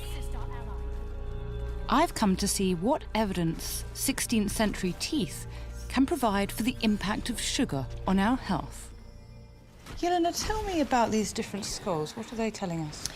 Well, what they're showing us and telling us is the changes that we might see in the dentition and dental health. And we see a marked change from medieval period, the early medieval period, coming through up until sort of the more recent times. If I just turn this back over here, you can see you've got a lovely set of teeth here. And this is medieval? Yeah, so this is early medieval, and I mean they're a fairly young individual. They are an adult, but you can see here that you haven't got any changes of decay. You've got lovely enamel formation. But if we come to this individual, you can see here that you've lost the molars. If you look at the mandible, you can just see there you've just got roots of the teeth where they've just really sort of been rotted away, and the decay has completely destroyed all of the enamel. So this one's a medieval skull, and this one dates from... Probably about sort of the mid-16th century, so this is later on, and this is then sort of the time then you've had sugar being introduced, it's more freely available, and you can see the consequences in their teeth. So in both the upper and the lower jaw, you've got these huge gaps. Imagine how painful it would have been to go through that. It must have been absolutely horrendous, yes, because I've had toothache and an abscess, and it was absolutely horrible. It was really, really nasty, so to have had that amount of teeth affected must have been absolutely ghastly. Unfortunately, the methods people in the Tudor period used to clean their teeth didn't really help. In fact, they unwittingly made things worse. The Tudors would use toothpicks a lot, and they would wipe their teeth with tooth cloths, and they would use a variety of powders and pastes and solutions, often with rose water, actually often with sugar or honey in it as well, which is not very helpful with the decay. They would sometimes use alabaster sticks, and with particularly tough stains, they might use a powder which was ground coral and pumice stone, which would also take away the enamel, of course. They also had kissing comforts, which were perfumed sweets, which would take away bad breath but did nothing for the decay. Tragically, the Tudors had no idea that they were in the grip of what would become a centuries-long addiction. It's the sweet taste of sugar that attracts us all, but part of the reason for that is that it has an effect on the chemicals of our body. Sugar helps us absorb an amino acid called tryptophan, which is used to make the neurotransmitter serotonin. And this is a chemical that affects the brain to make us feel happy and content. It's one of the, sort of like a pleasure chemical. And so sugar is linked to that. And so it's thought that that's why people like sugar. And that's why it is sometimes described as being addictive. In 1592, the Tudors began recording deaths and mortality bills. They include all manner of apparent causes, and all the biggest killers make an appearance. Plague, fever, consumption, and surprisingly, teeth are there too. Bad teeth? Can you really die from bad teeth? Yes. Yes. Absolutely, tooth disease can be a killer. Teeth are deadly. If you've got that amount of decay happening, and that can then also affect the bone, so you can then form an abscess, and if that's then draining internally, you've got all of that poison actually going inside you. That can cause you a lot of problems with your health. Teeth are pretty deadly, actually. The acids bacteria produce eat into the teeth, allowing infection to take root. Bacteria can then get into the bloodstream and attack other parts of the body. But without antibiotics, there was very little the Tudor dentists could do beyond pulling teeth. They would have had no understanding at all of the fact that sugar was damaging the rest of the body. So high sugar levels could be predisposing them to develop diseases like diabetes, and then the bacteria from the decaying teeth would be damaging perhaps the heart valves and the kidneys. So it could be causing damage to all of the internal organs, and they would have no idea until it was too late.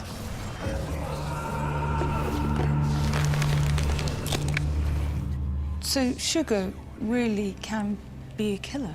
Yes, because if you're affected that badly, then it can have that really awful effect on your health, and then cause your demise, cause you to die. Sugar was a slow burn killer, taking centuries for its true impact to be felt. Now it's considered by some to be responsible for some of the greatest health problems of our time. The biggest danger, though, wasn't what they ate, but the very construction of the home itself. I'm making my way into the main room of the house, on the trail of the next killer. In fact, it's sitting right here, hidden in plain sight. It's not the fireplace, but the chimney. Before the chimney was widely adopted, early Tudor homes, like medieval houses before them, could easily fill up with life-threatening smoke. The typical Tudor house was a long house then. It was, a great hall house. There was a fire in the centre, a little hole in the roof where it took the smoke away. These early makeshift vents didn't work well, allowing noxious fumes to build up in the home. The chimney offered a brilliant solution. The change from having an atmosphere indoors where you're constantly breathing smoke and your eyes are weeping to having one where it's drawing and you've got clean air around you is enormous. And certainly anybody who could afford to would have moved over as soon as he'd got to grips with the idea of this new technology being available. Not only did the chimney make the home more comfortable, it had a dramatic impact on its overall layout. Over the course of the Tudor period, with the introduction of, to begin with, quite experimental chimneys, more opportunities become possible for pushing the fire to the side of the room, enclosing the fire. It allows you to subdivide that space, making possible new ideas of privacy and comfort to some extent. So the chimney ushered in the biggest change to the middling sort's home for many centuries. For the first time, ordinary homes could have an upstairs level, separate rooms to sleep in, a kitchen, and a room to dine in. And each one had its own chimney. It revolutionized domestic life. But these comforts came at a price. The chimney brought a host of hidden dangers. As the century went on, there were regular reports of fires sweeping through whole towns. In the year 1538, a great and sudden fire happened in the night season, which within the space of 3 hours consumed more than a dozen houses, and 9 persons were burnt to death there. In the year 1541, a great fire began, which burned so sore that the flame firing the whole house and consuming it was seen all the city over. 1485, Sir John Horlin, together with the parson and his man, also burnt in that fire. And in Shakespeare's birthplace of Stratford-upon-Avon, there were 2 major fires. One in 1594 that burnt down half the town, and another a year later destroyed the remaining half.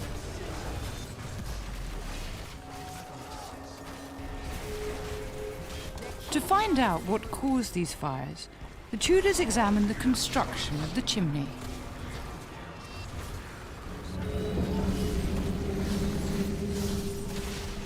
In the rush to introduce this new technology, you get a builder in or you do the work yourself, not necessarily to the highest specification. There's no building regulations, so a lot of these early chimneys are built out of really inappropriate materials, timber and wattle, so that's earth. You could stock your fire and light it. The wood would burn, the sparks would go up the back of the chimney, and then all of a sudden the wicker on the back of the chimney would catch alight. And that could smoulder for hours and hours.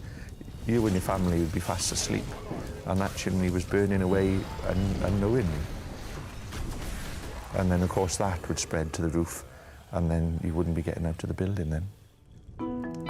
As well as using flammable materials in its construction, Tudor builders had yet to work out the basic principles that make a chimney function. It took quite a while before they realised that you had to have an aperture in the front of the fireplace that was no more than 10 times the narrowest point in the chimney.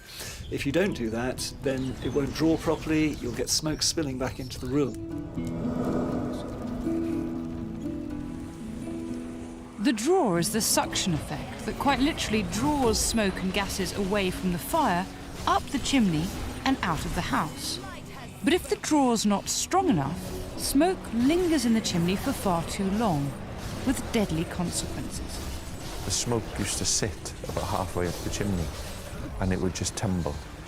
Now, anybody that knows anything about fires knows that smoke is unburnt fuel.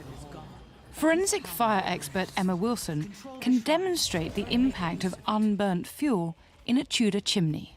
The smoke that is being produced by the fire at the base of the chimney ignites, and all of the smoke that's exiting the chimney begins to flame very quickly. The smoke itself catches fire? The smoke catches fire, yes, and I've got an experiment to show you how combustible smoke can be. Okay, here we go.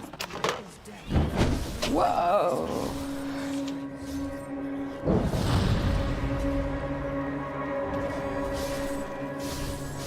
So without an effective drawer, thick soot deposits build up inside the chimney. Smoke hangs around in the flue until the heat builds up to ignition point. It's easy to see this effect in Emma's experimental chimney. So you can see the gases coming at the top, start to get the ticking. There you are, you've got flames at the top already. Gosh. Imagine the effect of these flames on a thatched roof.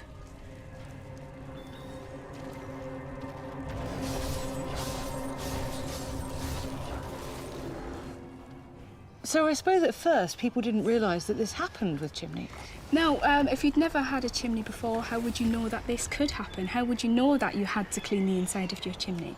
So when people first started using chimneys, I imagine you built it and you thought that was it. Whereas actually, we now know that cleaning your chimney regularly is something you've just got to do to prevent chimney fires from occurring.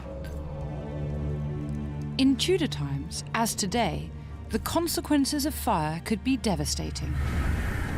Pamphlets like this one from 1586 poetically chart the emotional impact of these frequent fires. So the chimney could be lethal. My joys are departed, my comfort is gone. My people, poor creatures, are mourning in woe. They describe really horrendous, heartrending experiences of the individuals losing, obviously, their lives, their children, and their property. And there's quite a bit of attention paid in these accounts to the kinds of goods being lost and burned, and a sense of just tremendous ruin and loss. A rude fellow, by firing up his chimney, procured their casualty. There are accounts of a third of towns being taken out by these major fires that are sometimes traced back to just one individual not looking after their chimney properly. So the chimney could be lethal. But the biggest cause of death was not fire itself. Dr. Stephen Gunn is conducting important new research into some 9,000 coroner's inquest records from around the country during this period.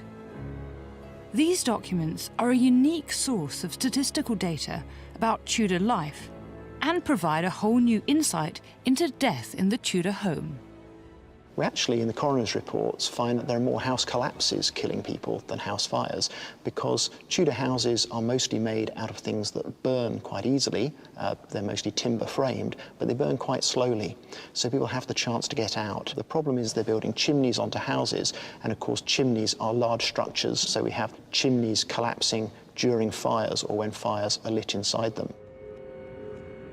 Brick was the wonder material that distinguished the architecture of the Tudor age. But it turns out that early bricks had a hidden weakness when it comes to the defining feature of a 16th century house. Coal and wood, they would burn inside a chimney wood at about 1,000 degrees C and coal at about 1,200 degrees C. And that was way more than the brick could handle. So the bricks just couldn't handle the heat whatsoever, and they would explode.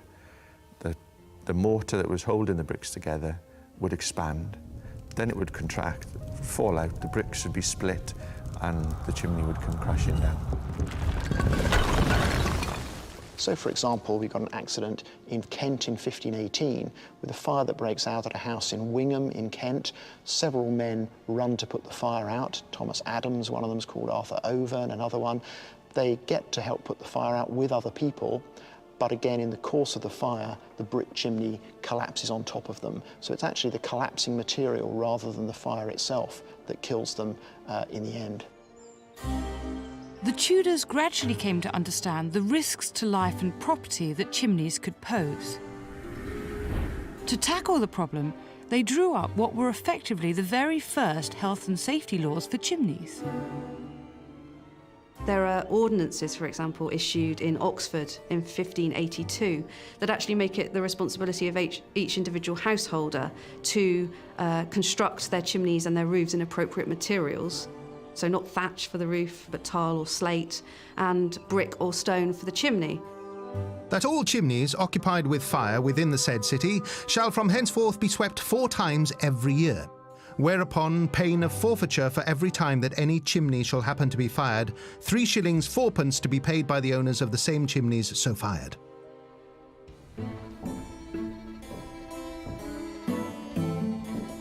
But even these laws couldn't prevent the Great Fire of London, 84 years later.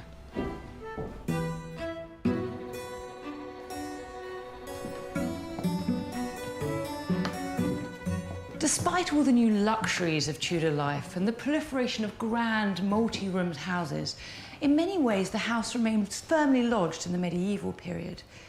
Much of what we think of as the basics of domestic life simply weren't there. For us, there's nothing more fundamental than the utility and convenience of running water. But for the Tudors, there was no such thing as a bathroom or a shower.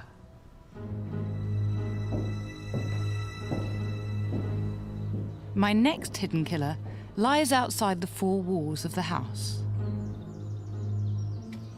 The woman of the house, and it almost certainly was the woman, needed to bring every drop of water that the family required to the door. This bucket became a familiar and tedious burden. Water is a very heavy substance, and so if you've got to acquire it from any distance for your household, that's going to be quite a major part of the effort that's put in during the day. All sorts of chores that we today do inside our cosy modern homes, the Tudors were forced to do outside, particularly washing and laundry. This meant spending an awful lot of time down at the nearest water source in all weathers, all year round, effectively making them an extension to the home. Because ponds and streams played such a major role in daily life, it's no surprise that they also appear in literature, often lethally. But long it could not be, till that her garments, heavy with their drink, pulled the poor wretch from her melodious lay to muddy death. Many of Shakespeare's plays, and much writing of the time, feature characters drowning. And analysis of the coroner's reports reveals, for the first time, the number of deaths due to drowning in the Tudor period. The biggest contrast with today is the amount of drowning. So in 2010 in the UK, about 2% of accidental deaths were drownings. In our period in the 16th century, it's more like 40%. Gosh, why so many? Well, people are exposed to open water in lots and lots of different contexts. The single largest cause is probably fetching water. But then there are lots of other things that people have to do for household purposes that involve going to the water. You have to take animals to water, you often have to travel across water, and of course the other thing is people have to wash their clothes. We've got an accident here with a young woman. She's described as a spinster, so an unmarried woman called Ursula Redsole. This is 1556, and it says she went to a pond, she was washing a little tunic called a petticoat. And she was sitting on a bridge called a plank, and she fell off the plank into the pond, and she drowned. Elizabeth Bennet, collecting wart leaves to put under bread she was baking in the house. The fence broke, she fell into the moat and drowned. Elizabeth Cormonger, washing linen clothes on the bank of a river. Her feet slipped. She fell into the water and drowned. Leonard Delane, relieving himself on the verge of a ditch. When he crouched, his feet slipped and he fell backwards into the water. So why did so many drown, and often in quite shallow water? In the interests of science, I'm donning authentic Tudor garb and heading down to a nearby pool. On a fresh spring morning, the water temperature's around 12 degrees. The coroner's report suggests it was all too easy to slip and fall into the water, with potentially lethal consequences. And immediately, it's really, really cold. So much so, it's making me gasp. Our first reflex when our body hits cold water is to gasp. You have a sudden intake in air, and it's completely involuntary, and there's nothing you can do about it. And if you're under the water when that happens, you breathe in water. And as soon as that cold water hits the back of your throat, your larynx, your voice box, it can cause it to go into spasm, and that will effectively suffocate you. Even in relatively mild weather like this, the water temperature is a shock. My reaction may sound extreme, but the cold really makes me gasp to catch my breath. Water takes heat away from your body 25 times more quickly than in air of the same temperature. So you very rapidly lose heat from the body, and as soon as that happens, your bodily functions just stop working. As well as the cold and the shock, it's difficult to keep my balance. My clothes are dragging, getting caught up. And it's hard to get a footing because it's very slippery, and if you imagine there was any sort of current at all, it would be very easy to go under.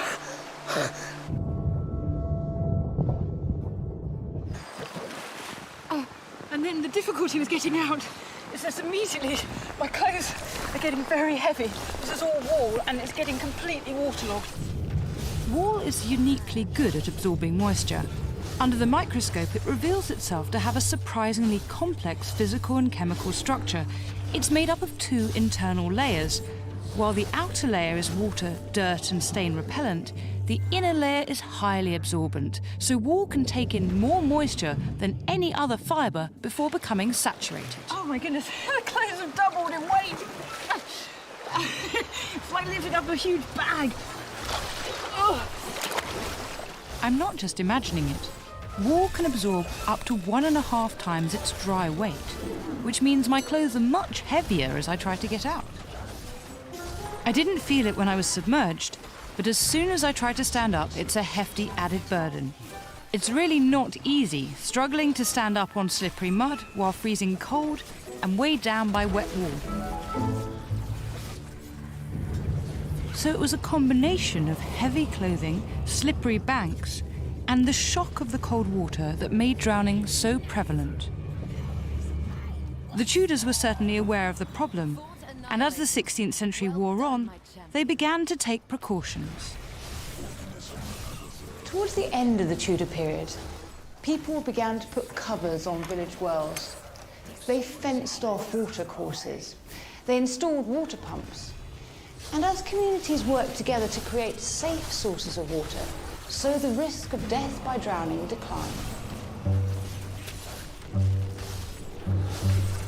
The idea of the home as something encompassed by four walls is a very modern notion. So much of their domestic life involved the space outside as well as the rooms inside.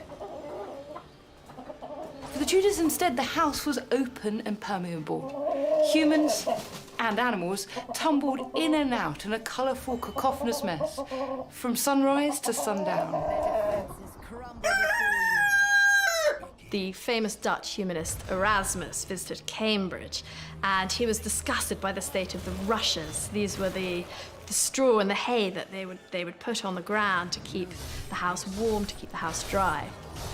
And he said that occasionally they would change the top layer, but the bottom layer would sometimes stay there for 20-odd years, and it was full of ale, it was full of fish juice, it was full of vomit, it was full of the leakage of men and of dogs and of other abominations not fit to mention. You'd have somebody who was called a gong farmer who would clean your cesspit out for you. Disease was obviously rife. There was dysentery, cholera, typhoid, three of the biggest ones in the Tudor period, which would kill you no problems at all. So if you went to work one day with a cut on your arm or your leg, and the gentry was going to the toilet and it covered you, it was only a matter of time before one of those diseases came knocking on the door. In these circumstances, then, it's easy to understand how something as basic and natural as childbirth was very dangerous. Around 20 out of every 1,000 women died in childbirth, in comparison to 8 maternal deaths per 100,000 births in Britain today. When women give birth, obviously they're very vulnerable to infection. The lining of the womb is a raw wound, and there may be cuts and tears in the genital tract, and all of those give an opportunity for infective organisms like bacteria to get into the bloodstream, and that can be a very dangerous thing. Because people had no idea about how infections were caused, the concept of microorganisms like viruses or bacteria causing disease, that came hundreds of years later. Infection was a huge hidden killer in Tudor times, as we can understand from the coroner's inquest reports. That medical context explains why we have many of these accidental deaths, because lots of these are people who cut themselves or break a limb.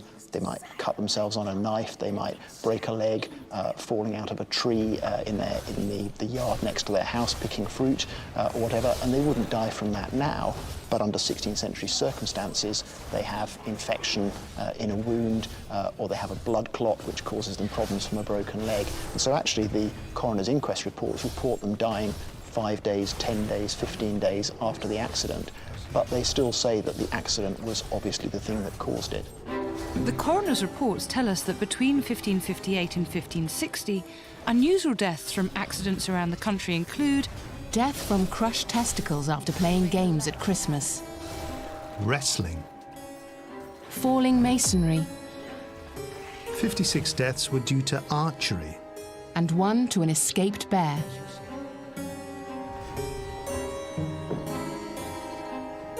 But whatever the cause of injury or sickness, Get ill in the 15th or 16th century and you'd be unlikely to call in a professional doctor, except in extremis. Most people of the middling sort would treat themselves at home using herbs and ingredients from recipes passed down through the generations. for the Tudor housewife, the medicine cabinet was limited to her knowledge and what was grown locally. In the garden of a home of the middling sort, there would be a special section laid out specifically for growing herbs, remedies for daily ailments. In effect, a Tudor first aid kit. In a big Tudor house, they would have their own physic garden. And there's a vast early modern what's called a pharmacopoeia, which is a body of herbal knowledge and an understanding of which plants can help you, which plants can heal you, and what conditions they can be used to treat. Now, even the smallest cottage in the village, the person living there will have that same knowledge, even if they don't have the physic garden, but they'll know where to go in their local area to go and pick herbs. Stuart Peachy is custodian of a small Tudor-style physic garden. What sort of plants do they think were useful medicinally? Well, we've got things like tansy here. Now, tansy is useful in springtime, about the end of Lent, because they thought that the intestinal worms they suffered from was partly a result of all the fish that they'd eaten over that Lenten period. And tansy is very good because it's a relatively mild poison that kills the worms. Next to that, we've got rue. Now, rue is one of a battery of different plants that can be used to induce abortion. Pennyroyal is another one. Lungwort, with its spotted leaves there, that one is good for infections of the lung, easing the chest, and would have been used as a general herb in that area. So the Tudor garden was really the ultimate in organic natural medicine? Absolutely. It's free as well, as far as they're concerned. According to some sources, 150 plants were considered to have useful medicinal qualities, all grown in the garden and prepared in the home. People have this vast storehouse of medical knowledge and remedies, and they pass them around. And that might be to their families, it might be to their friends and neighbours. And of course, when that happens, the medicine spreads out in sort of ever-growing circles. It's also worth remembering that virtually our entire corpus of medical remedies, tablets today, are based on plants. We are still using perhaps the same plants, but we're distilling them, we're using them in different ways. The power lies within the chemicals in the plants, and that's what worked then and it works now. But herbal cures weren't without their dangers. Get the dose wrong and you'd find yourself in trouble. Many of these plants are safe in small doses and toxic in high doses. For example, something like tansy, which actually was very widely used as a way of purging worms from your body in the springtime. Later in the year, that becomes toxic as the active ingredients build up in concentration, and you can make yourself quite ill with it. And mixed up with some effective practical cures were some very odd beliefs. There was this idea that something that looks like the thing you're trying to treat might actually help it. And so there's a plant that's been called pilewort, for example, because its roots look a bit like piles, and this was used to treat hemorrhoids or piles because the plant looked a bit like what it was treating. These superstitious beliefs, along with the unpredictability of some herbal cures, meant that Tudor medicine always had the potential to go disastrously wrong. But a radical German invention seemed poised to change all of this for the better. Johannes Gutenberg had invented his movable type printing press 40 years before the Tudor era. One of the things that is changing with medicine at this point is that with the introduction of printing, which occurs just before the start of the Tudor period, it is far easier to disseminate knowledge. People have written books on medicine since classical times, but what you're now seeing is the printed page making that more widely available. Initially, printing presses were used mainly to produce religious texts, but by the mid-16th century, printers had found a new market, publishing home manuals, a mixture of remedies and recipes. And these books are enormous. John Gerard's runs to about almost 1,700 pages, profusely illustrated, and designed to enable you to clearly identify the plants and know what their effects are and what the toxicities are to some extent, as well as what the benefits are. Bestsellers were reprinted over and over again to meet popular demand. Historians estimate that maybe 400,000 medical books were printed altogether in the Tudor period. Suddenly, those who could afford it had access to thousands of recipes in just one book, far beyond their previous knowledge, and all written by a supposed medical expert. At first glance, the books appear to contain no shortage of sound advice, like John Gerard's recommendation against planting deadly nightshade. If you will follow my counsel, deal not with the same in any case, and banish it from your gardens. 3 boys did eat of the pleasant and beautiful fruit hereof, 2 wherefore died in less than 8 hours after they had eaten them. These medical books made their way into the Tudor home, where they would have played a pivotal role in everyday life or death. They're there to help people in the absence of a doctor. They're sort of called things like every man his own physician.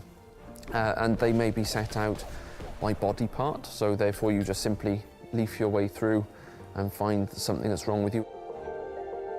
But the medical tomes weren't necessarily the wonderful cure-alls they first appeared to be. Some of the recipes found in their pages seem very odd today. This is Andrew Baude's Breviary of Health, a medical treatise that was something of a bestseller in the 16th century. And it includes all sorts of remedies, including this one here for the palsy. So it says, take a fox with all the skin and all the body quartered, and with the heart, liver and lungs, and the fatness of the entrails, stones and kidneys, steepeth it long in running water with calamint balm and caraways, and bathe the patient in the water of it, and the smell of a fox is good for the palsy. To the Tudors, cures like this were rooted in perfectly reasonable ideas about the body and disease. A living thing, something that has been alive, has what's called an animus, a living spirit. And so if part of you is withered, dying, then it makes a perfect logical sense to use something from something that's been alive and restore the spirit to yourself. Cures incorporating the blood and bacteria-ridden guts of an animal stood a high chance of being fatal if applied to an open wound, like this remedy for a sexually transmitted disease. Nicholas Culpeper's 1618 herbal has a remedy for the clap, which is to kill a chicken, and while it's still warm, to dip your privy parts in it to soothe and calm. But there was a basic problem with all the cures. They were all based on a fundamental misunderstanding. The trouble with all the recipes and cures in the home manuals is that they're pre-scientific. The Tudors simply didn't know about the bacterial pathogens that cause infection and disease. Their theory of the body was of the 4 humours, 4 key fluids that needed to be kept in balance to remain healthy. Disease was simply thought to be a result of an imbalance of the humours. Nowadays, we know there's no scientific basis for that at all. But if you've got a theory of disease that's simply wrong, how can you cure it? Unfortunately for the Tudors, they believed they were following sound medical advice. These are scientific men, leaders of the medical world, are writing these texts, and the danger is then that they become effectively gospel. The knowledge in the books would have been perceived as being at the cutting edge of medicine, and the recipes endured for so long because really effective treatments for infectious disease were still hundreds of years away. Part of the problem was that no one had seen inside the body for centuries. Human dissection had been banned throughout the Middle Ages. But in the 1540s, Henry VIII allowed surgeons to use the bodies of those hanged at the gallows for their medical research. Detailed studies of human anatomy became widely available for the first time, marking the beginnings of scientific inquiry into the body. But they didn't come soon enough to help with our next problem.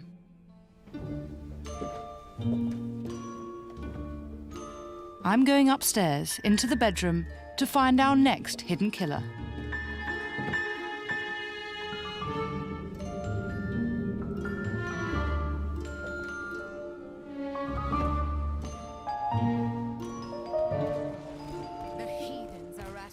People are as promiscuous in the past as they are today. It's certainly socially frowned upon, and all the printed literature and all the religious literature and all the morality says you shouldn't do it, but people still do it. You've only got to look at the court cases and the illegitimacy records and the bastardy bonds to see how many illegitimate children are being born as a result of unmarried sex. Children weren't the only consequences of such activities. In 1497, a disease was recorded in the British Isles for the first time, and its root in seemed to be via the most intimate of acts in the most private place in the home, the bedroom. Hospitals were being deluged with people suffering from a disease they'd never seen before. William Clothes, the doctor in London, noted that every other patient at his hospital had the same symptoms. In the Hospital of St. Bartholomew, London, among every 20 diseased persons that were taken in, 10 of them had the pox. William Clothes produced a medical treatise describing the symptoms of the disease. So he talks about it producing pains or aches, ulcers, nodes, and foul scabs with corruption of the bones. Then it goes on here, it talks about venomous pustules, scabs upon the forehead, brows, face, and beard, as about the secret parts. Its cause, he says, was that it was a pestilent infection of filthy lust, a sickness very loathsome, odious, troublesome, and dangerous, a notable testimony of the just wrath of God. We now know that, in fact, these horrific symptoms were caused by a virulent bacterial infection, which we call syphilis. While they may not have understood its bacterial origin, the Tudors knew enough to link its progress to sex. The symptoms are very manifest, and to a society that's obsessed with signs and symptoms, it's very clear to them how this has come about. The first stage gives the characteristic boils and marks on the sexual organs, so it's seen as a result of sin, promiscuity. Many Tudor towns had their bawdy house or brothel, and these certainly aided the spread of the disease.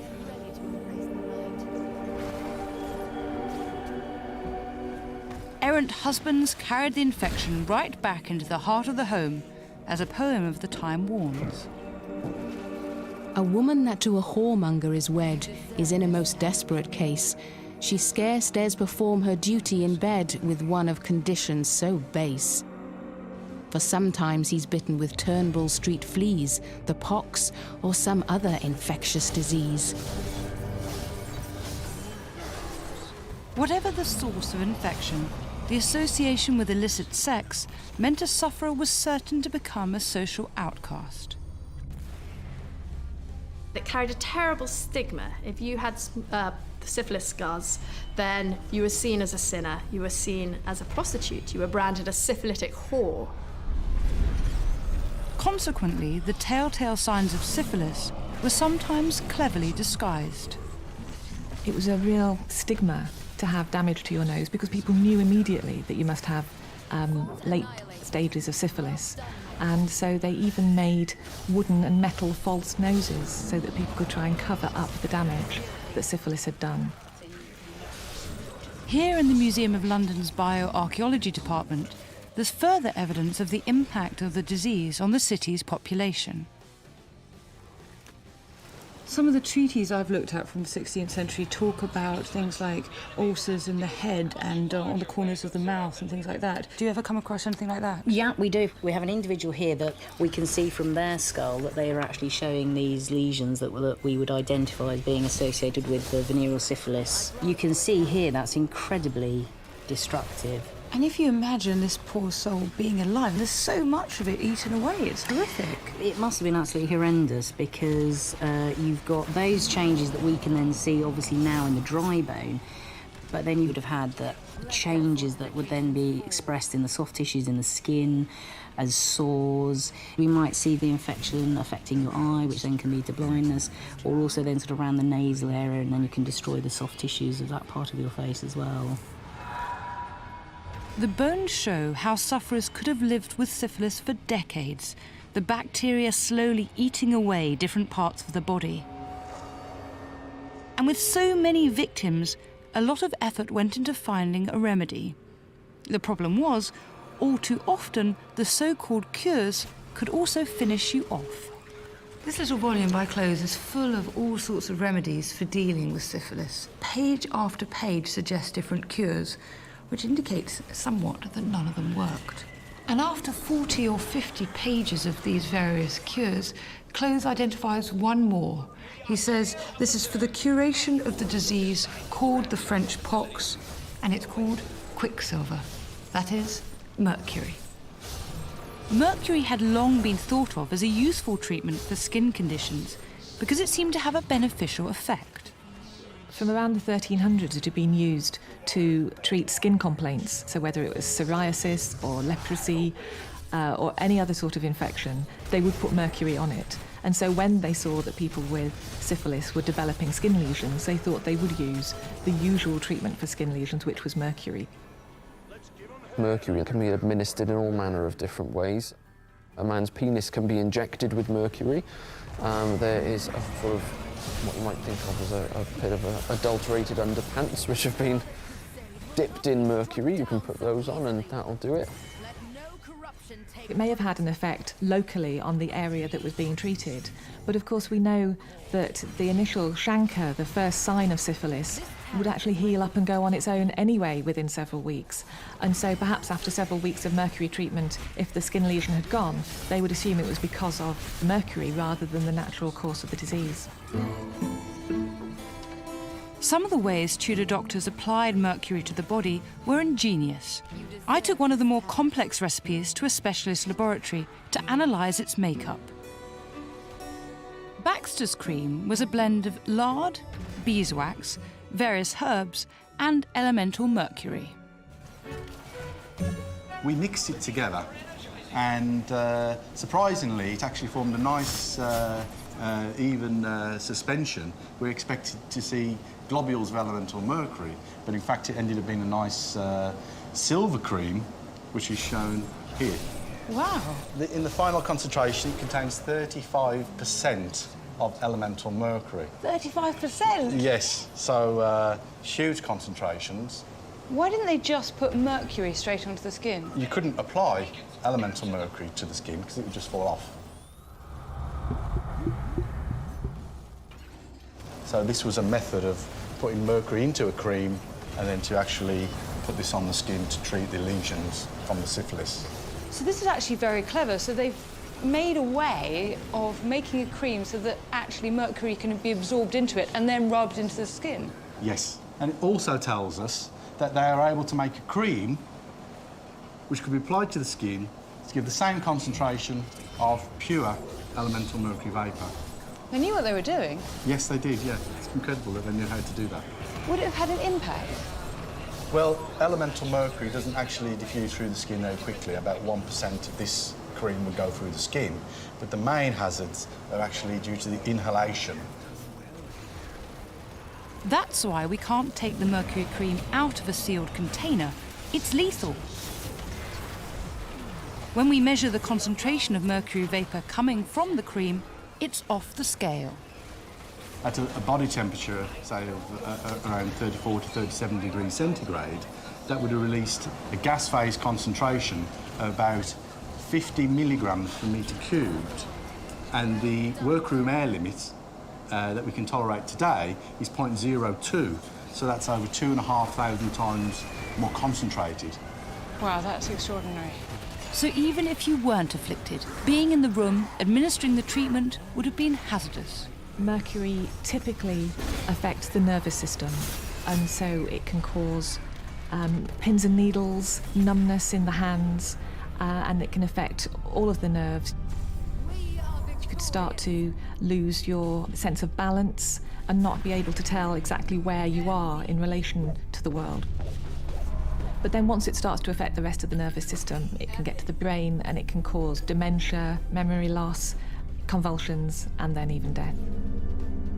So while Tudors showed great invention, they were actually making the bedroom itself a deadly chemical trap, filling it with poisonous vapours. They would use great doses of it, so much so actually that one doctor said that after examining the bone of someone who died of syphilis, he could see quicksilver quivering underneath it. And amazingly, even today, historians can't agree on where syphilis came from. There are a couple of theories. One, that Christopher Columbus brought syphilis back from the New World, and that was the first time it had been introduced to Europe, and that's why it suddenly appeared. But another suggestion is that there was some mutation in the bacterium around that time. It suddenly became much more virulent and destructive and caused this severe disease that suddenly appeared. So nobody really knows. There would be no effective cure for syphilis until centuries later, with the advent of antibiotics. To treat syphilis properly, and all infection, doctors first needed an accurate understanding of the body and a better theory of disease. They needed equipment. The first microscopes, for example, were developed in the last decade of the Tudor period.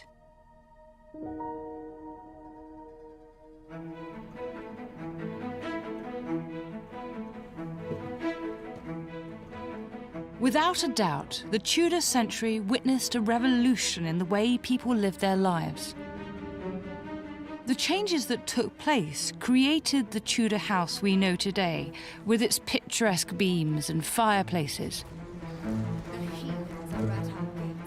New technologies had transformed the fundamental nature of domestic life. And and had started to usher in the modern age.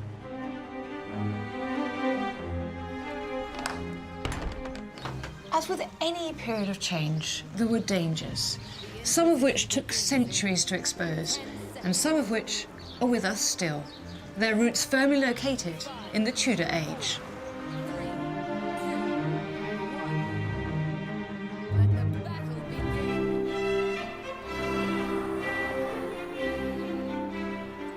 It was the Victorians who cherished the idea of home as a domestic haven. They coined the phrase safe as houses. And in this age of invention, homes were bursting at the seams with new gadgets, products, and conveniences. In the bedroom were the latest beauty products and manufactured clothes, while in the nursery the toys were brand new and factory produced. And for the first time, the stove warmed the entire house. The original home sweet home. But there was a problem.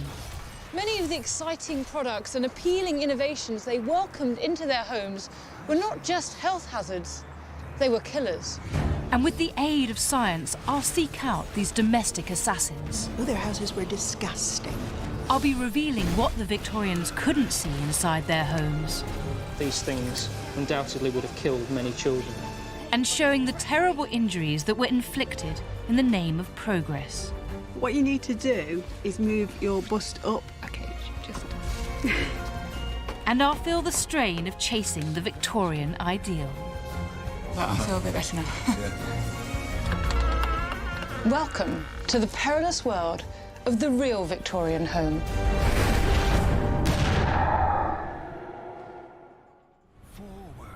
In the second half of the 19th century, cities exploded to house the booming middle classes. In just over 50 years, their number grew from 2.5 million to over 9.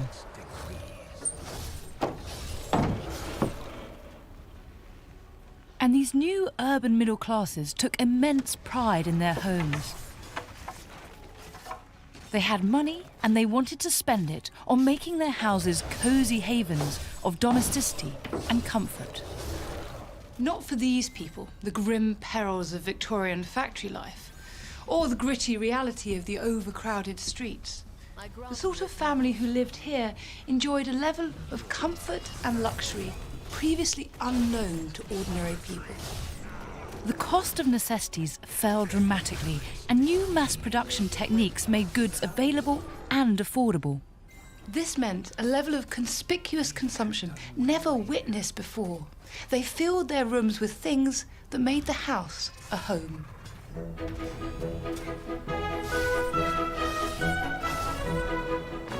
They'd been inspired by the Great Exhibition of 1851, which showcased the latest and the best in gadgets and consumer goods.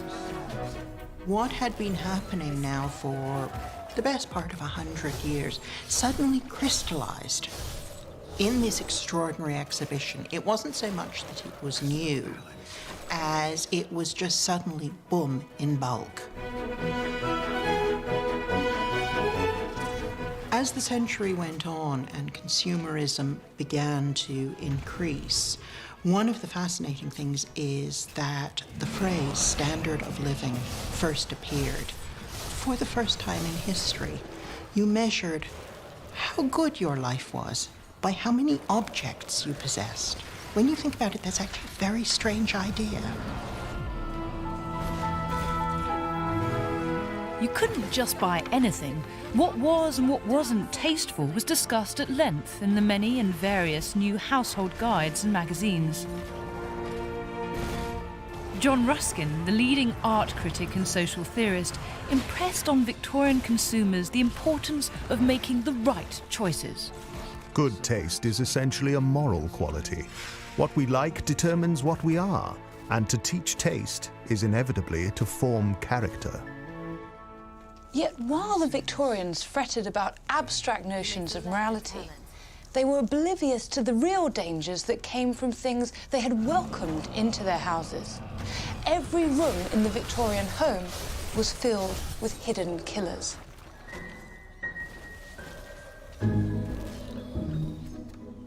And one of the most dangerous places was the drawing room.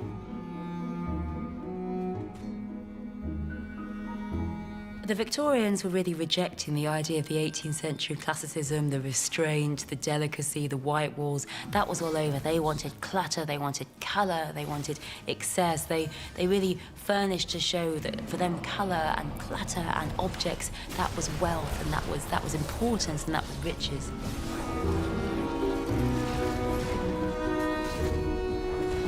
One thing that particularly indicated both good taste and status was wallpaper.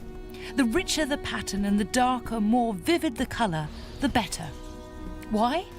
Because with the introduction of gas lighting for the first time in history, there was enough light in the house for ordinary people to have and enjoy intense colour on their walls.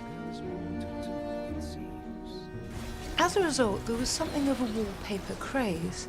Manuals like Cassell's Household Guide, which told the Victorians how to do everything, outlined principles of good taste and told them which patterns of wallpaper to buy. They were influencing a massive market. Wallpaper sales had shot up from around 1 million pieces a year in 1834 to 32 million by 1874. Cassell's even gives what it calls its theory of colour. It describes its rules for the artistic appreciation in dress, in furniture, and it recommends green. It calls it a colour of repose. It says the eye experiences a healthy and peculiarly grateful impression from this colour, as opposed to something like yellowish red, which it says is the preference of impetuous, robust men and savage nations. A particularly brilliant green, known as Scheele's green, was all the rage. Scheele was the Swedish scientist who first mixed the pigment to produce an intensely vivid colour that didn't fade. Its incredible popularity meant that it was used in everything from carpets, blancmange, candles and children's toys. But most of all, it was used in industrial quantities in wallpaper. There was one strange coincidence. As wallpaper sales escalated, so did reports of unexplained deaths and illnesses in the home.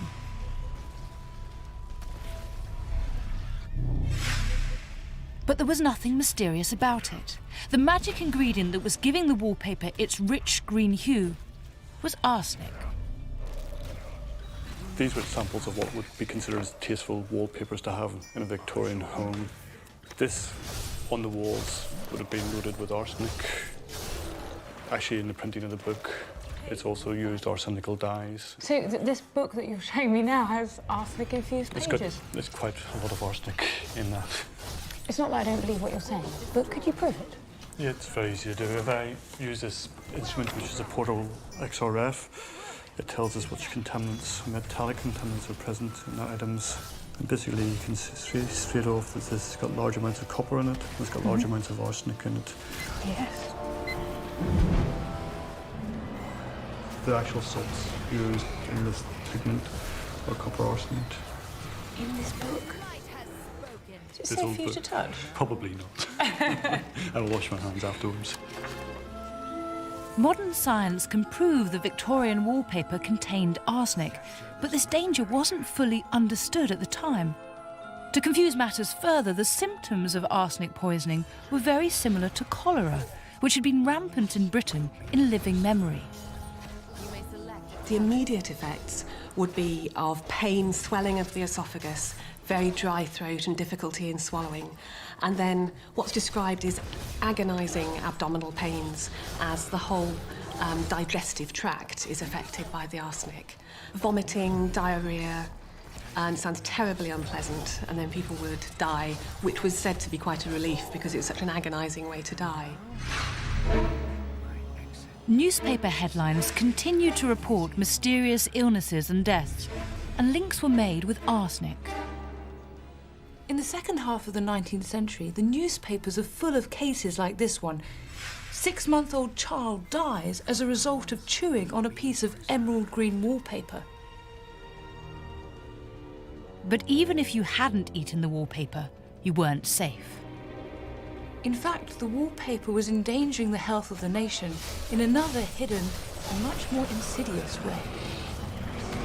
Thanks to a chemical reaction, poisonous fumes are thought to have infiltrated the very air they were breathing.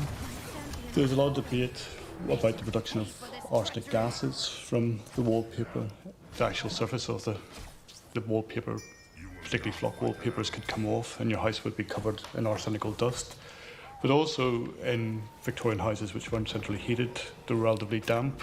You put damp together with wallpaper paste and cellulose, which is in the wallpaper itself, and you get fungal growth. And as many fungi can actually volatilize those arsenical salts into a volatile form of arsenic, and they are highly toxic.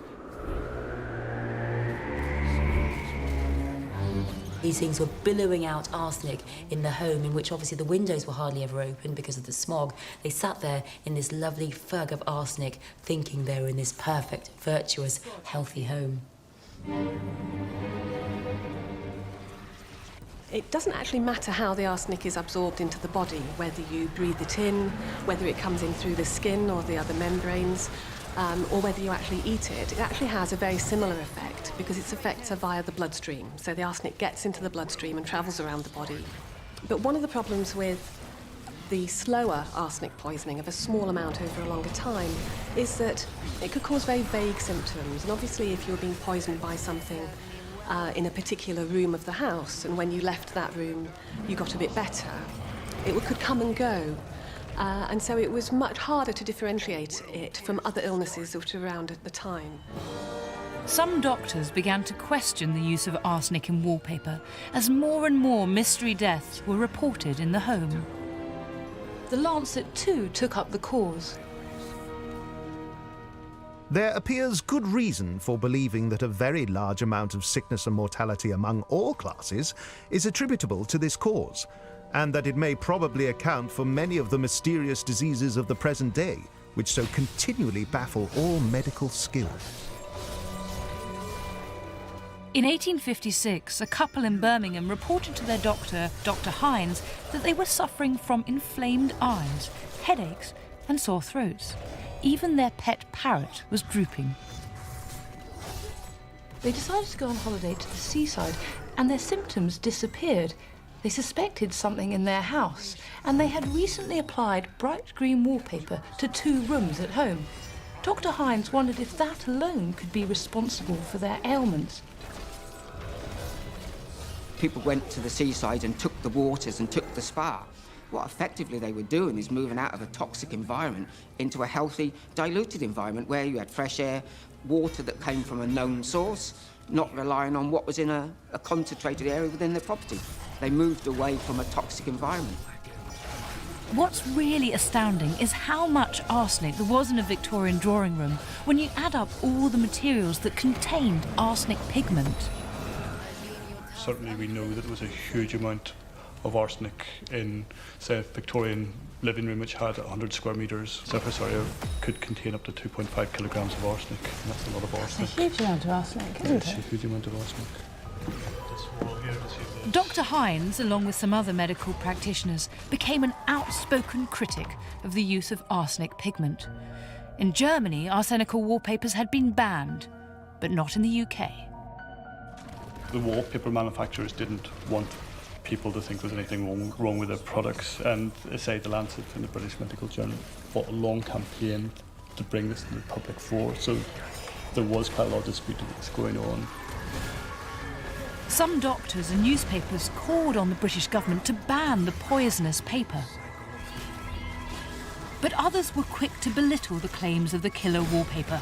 Some manufacturers even offered to eat it to prove how safe it was. One of Britain's most celebrated wallpaper designers was William Morris, a leading light of the arts and crafts movement. He was also one of the fiercest critics of the heartless industrialists of this period. But what is not well known about this champion of handicraft is that he was a director of the biggest arsenic-producing mine in the world, Devon Great Consols. William Morris was making most of his money from arsenic. That's quite a surprise, isn't it? Because, of course, we associate William Morris as being, you know, this leader of the arts and crafts movement, as someone who's, you know, going back to basics, back to natural things. But he's got this mine that potentially is, well, it's certainly selling arsenic, whether he's using it in his wallpapers or not. The Times said there was enough arsenic produced from that mine to kill the entire planet and every creature on it.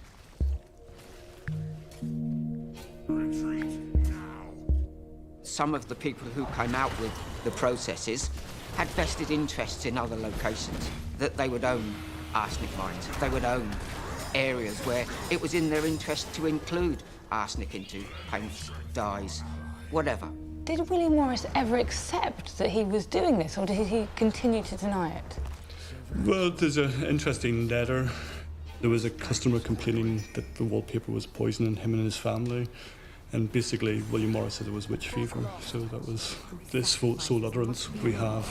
That it was witch fever? In other words, he thought he was being accused of something that just wasn't true? Well, he was just saying it was, these doctors were saying, arsenical wallpapers were killing people and damaging people's health, and he was just saying, it's mumbo-jumbo, basically what he was saying.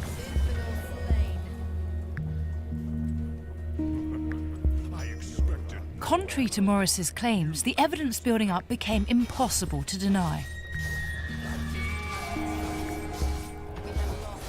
But it would take intervention from the very top before things started to change. One of the key tipping points of that recognition was when Queen Victoria herself had wallpaper of Shield Green. And she had a diplomat who actually came to stay with her, who fell ill overnight. And she was, I think the records show that she was quite put out, to be perfectly honest, that she'd been stood up early in the morning and he hadn't turned up, but actually the poor chap had actually killed over overnight. He was actually effectively poisoned by the arsenic in the wallpaper.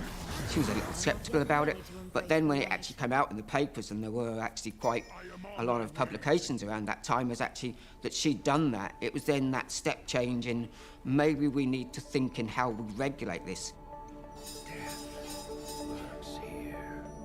Unbelievably, the use of arsenic in wallpaper was never officially banned. But as consumers understood its danger, they stopped buying these wallpapers and forced commercial practice to change. Morris Wallpapers and other astute manufacturers started to advertise their product as arsenic-free. Certainly by 1872, even the Star Guides had switched to safer printing. But we'll never know how many died a slow death through the prevalence of arsenic in Victorian products. I cannot see that having this amount of arsenic dust floating around a Victorian home wouldn't lead to chronic health problems. It's a class 1 carcinogen, it's a human carcinogen, so years of exposure to this would have led to cancers, basically.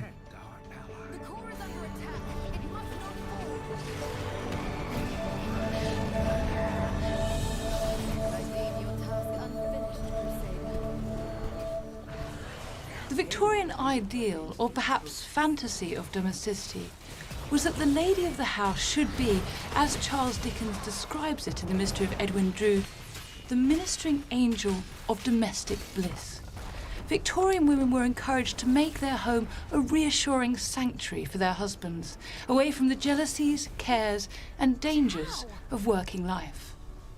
The idea of the angel of the house was obviously a literary creation, but it tapped in completely to what the Victorians essentially wanted. It was a movement away from the fact that in the 18th century, usually father and mother had pitched in together in the business. With the professionalisation, the growth of factories, the home was away from the place of work, so the home became this ideal place of perfection and taste, this bubble, enclosed bubble of purity. As the home became an ideal, it needed to be protected and nurtured, and therefore buying things for the home, creating things for the home, came to be seen as the woman's occupation.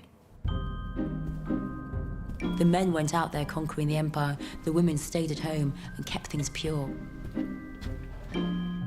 Women were expected not only to create the perfect home, the lady of the house had to measure up as well.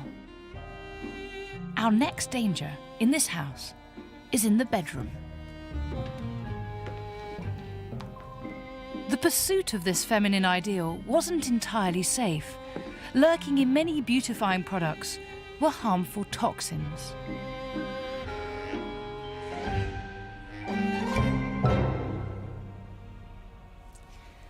Part of being the ideal Victorian woman was looking just right.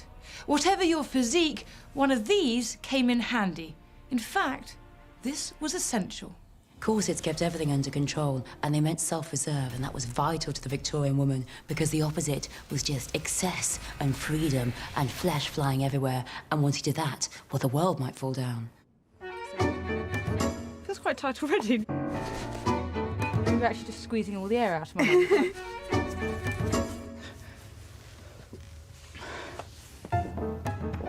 Sarah Nichol looks after one of the biggest corset collections in the country. So Sarah, tell me about all the different layers we can see here. What's going on? First of all, we've got the chemise underneath, so you would never have worn your corset next to your skin. The corset predates the bra. Its function was to support the chest and help take the weight of up to 14 pounds of clothing. You could, on occasion, then over the top of this, you would have had a petticoat as well.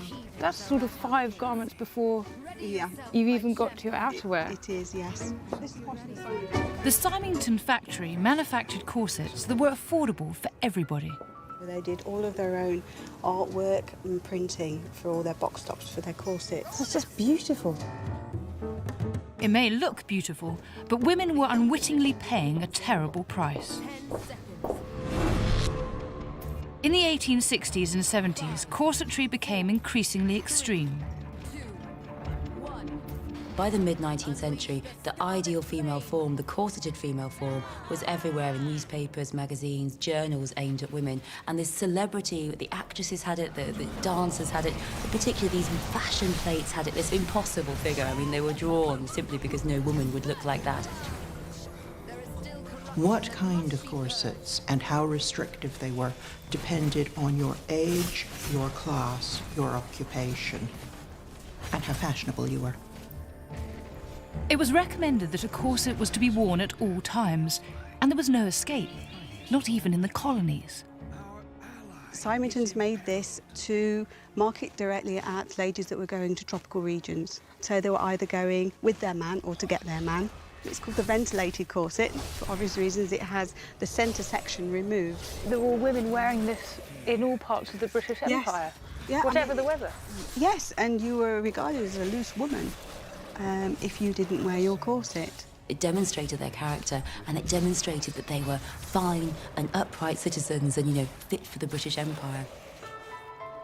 These robust cages of whalebone and steel were turned into potential killers by one surprisingly small technological advance: the metal eyelet. What difference does that make? It allows people, if they want to tight lace their corset without the fabric pulling away. The metal eyelet made it easier to get the look because it was possible to lace tightly without the material tearing, as it previously would have done. There was a fashion for wearing very, very, very tight bodices. I mean, it's fascinating. You see in photographs the fabric pulls in a way that we would think means it doesn't fit. The tight lacing is something that a minority of people did, and that is to get your waist as small as you possibly can. They used to do this by lacing their corset tighter and tighter.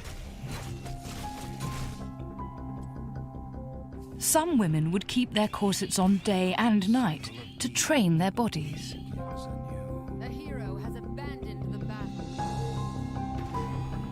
So what are the effects of a corset on the body in the long term? Well, if I could just show you here the position of the normal organs. So the liver, for example, our largest internal organ, sits underneath the ribs on the right. And so it's a large wedge-shaped organ that sits here under the ribs. And so in a corset, which brings the ribs in very tightly to give the typical small-waisted outline, the liver gets squashed upwards and it presses against the ribs. And in fact, there are specimens of livers taken from women who have died, who've worn tight corsets, actually have ridges on them where the ribs have made indentations in the surface of the liver because it's been so tight.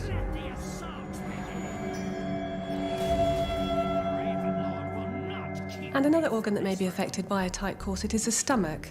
That sits here, underneath the rib cage, and so if the rib cage is pulled in by the corset, the stomach is pushed downwards into the abdominal cavity, and that would then have an effect on the rest of the abdominal organs, which would be pushed down. This is a pregnancy corset from 1885.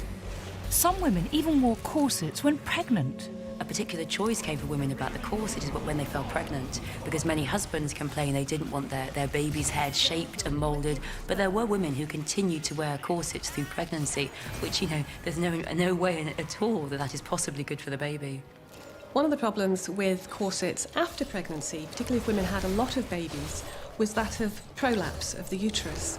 The pelvic floor muscles having been weakened during childbirth, and then a very tight corset that increases the pressure in the abdomen, forcing all the organs down. So that would have been a very unwanted side effect of wearing tight corsets. Now it's my turn. I've got it a little bit tighter. I don't know whether you can feel that I've got it any tighter. Yeah, I can feel it. Yeah. I confess I felt delighted to have a smaller waist. Oh, result! Yes. I can see why they did it now. 24 inches, look. 24 and 3/4. The Victorian household guides even advised on suitable exercises for a lady. I'm just exhausted after doing just that. I'm not really that unfit, honestly. Or am I? We're going to use sports science equipment with Matt Ferber to measure the effect of the corset on my body. Yep, I'm happy. You happy? Yeah. Yeah, as happy as you can be. First, I have to give him a baseline of fitness without the corset. I exercise for 6 minutes.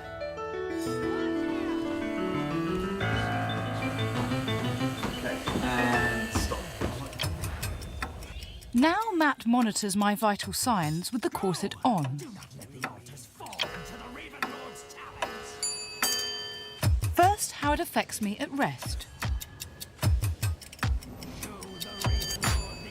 And 3, 2, 1, go. And I repeat the same exercise with Matt measuring my heart rate and airflow. How hard do you think you're working? Feels like a 16 now. 175, lovely, good. 2 minutes to go. Halfway through, and Matt's already seeing the changes. And stop. Okay, if you just want to go and take a seat.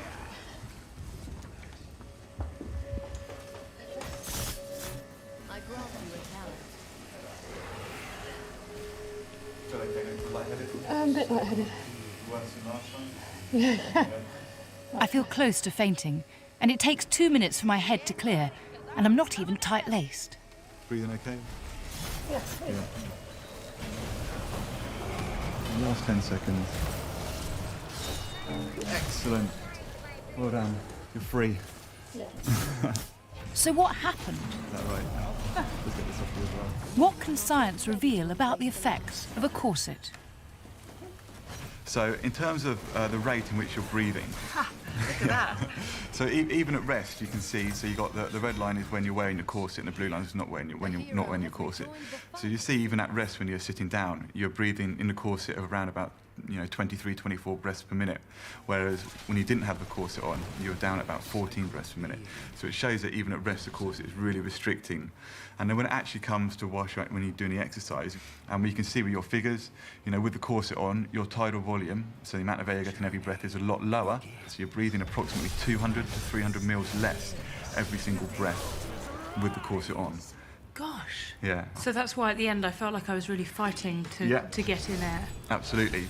Really with these figures you can really see the impact the corset, the restriction the corset's having.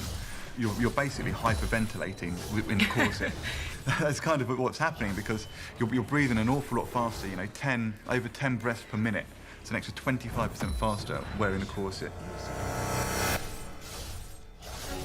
I've proved it's damaging, but could it be a killer? That chronic underperfusion, not getting enough air down into the bottom of the lungs, could cause problems. It predisposes to infections like pneumonia, and that was something that a very tight corset, worn for many hours a day, could cause problems with.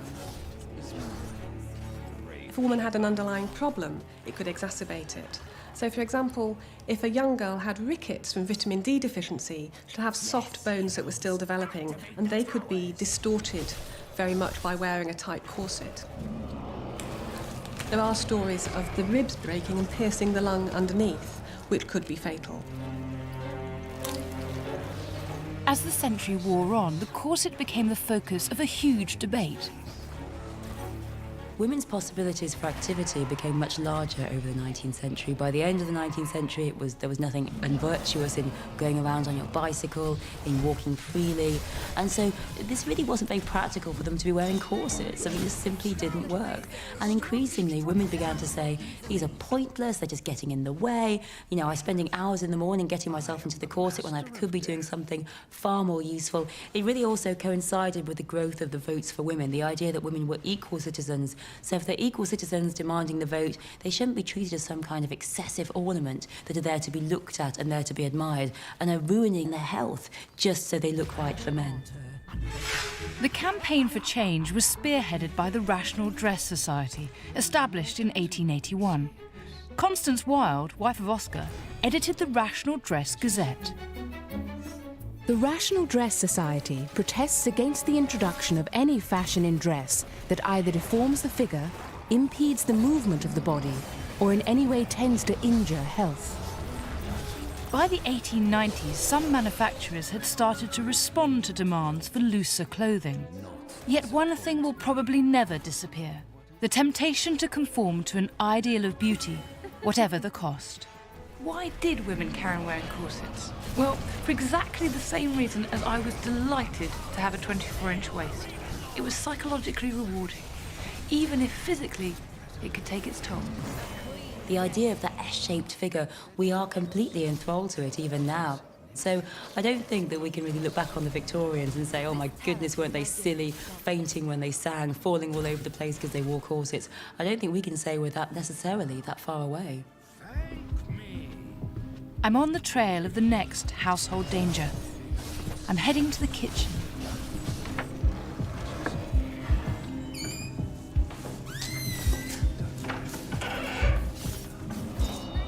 Corsets weren't just worn by middle-class women. They were also worn by their servants as they carried out household tasks. It almost beggars belief. But at least those servants benefited from the proliferation of new gadgets designed to make their lives easier and safer. Well, sort of. This was a brave new world where the ingenious Victorian inventor felt he had the answers to any domestic problem. But many of these inventions were difficult to use and proved to be dangerous, and people were untrained in how to use them. By the mid-1870s, the Victorians were bringing services into the home, piping in water, and trying out new gas appliances and gadgets. And of all the new inventions available, what could be more desirable in these dark, damp houses than something that offered heat and light? Gas was to open a whole new chapter of Victorian household catastrophes. What we had in the past was everybody would be congregated around a single lamp, and it would be either oil or a candle or something else. And then all of a sudden, people didn't want to live on top of each other all the time. We wanted to find better ways of doing it. And it was towards the end of the Victorian era that they started bringing gas lighting. Lighting that was actually capable of lighting the whole room. It was a massive step forward. It was the greatest innovation. You could have a room that was completely lit. Yeah, they had coal gas, they had something that was called wood gas, and they had another material called water gas. Now these were highly poisonous. There was no control, there was no stopcock, it was just gas. The worst killer was because you couldn't actually smell it, so you'd have no idea until it was too late, basically. You would just keel over and that would be the end of you.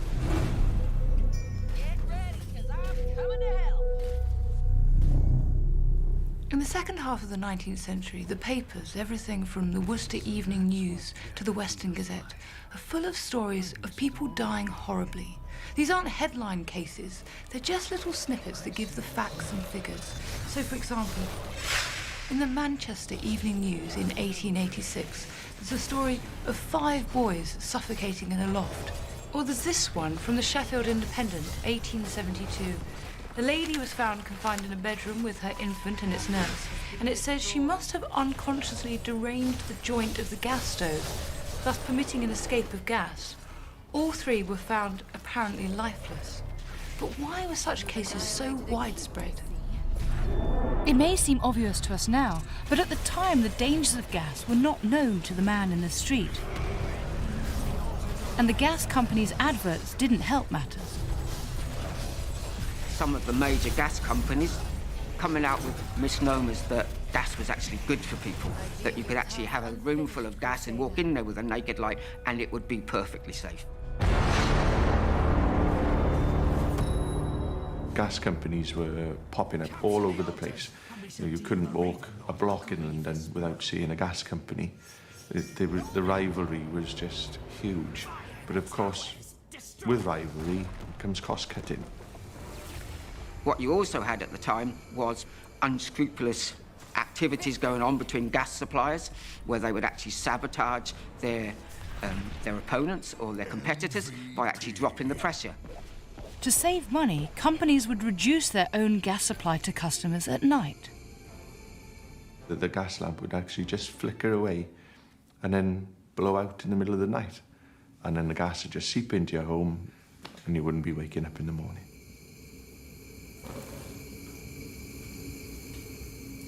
It was the heart of the industrial period. They wanted everything new, manufactured, to be seemed to be at the cutting edge of what was going on. And that was then how they drove innovation, through making something, engineering something. If it wasn't engineered, it wasn't good. The speed of change was breathtaking, but there was neither the time nor the will to test these products that would be sold to millions of consumers. One of the most brilliant contraptions in this age of scientific progress was a system that could provide warmth throughout the whole house, a massive improvement on open coal fires and drafty chimneys. Gas central heating was a huge thing. In the 1800s, they came up with the idea of a sealed system where you could heat water, exactly the same as a steam train, basically, in a huge cylinder. It was very volatile. The pressure inside these boilers was just absolutely phenomenal. They were running them all around houses. You could have 10, 12, 15, 16 radiators on each system. But of course, you could be sitting down having your lunch and the steam valve doesn't open. You could be tucking into your turtle soup and the next thing is a huge explosion and you'll be leaving the building without opening the door.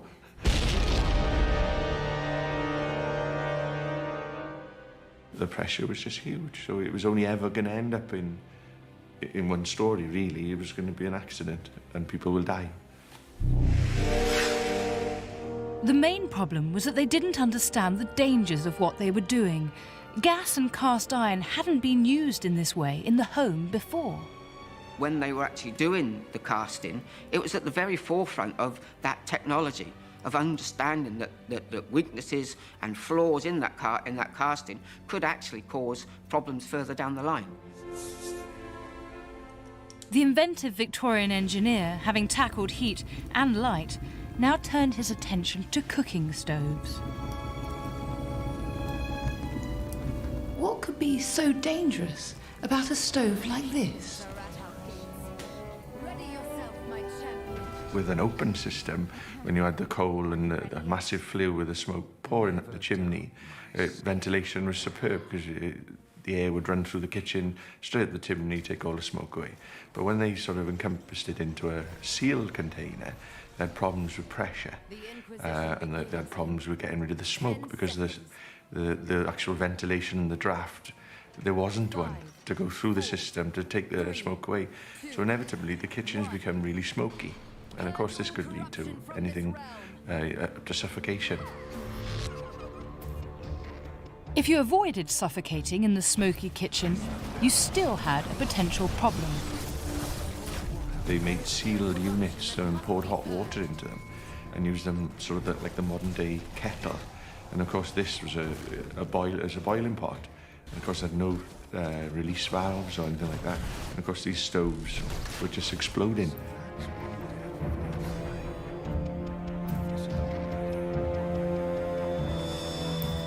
It was like a small time bomb. It was a totally sealed unit. They didn't understand the pressures and what happened when you introduced oxygen, and you had these huge catastrophic explosions in kitchens.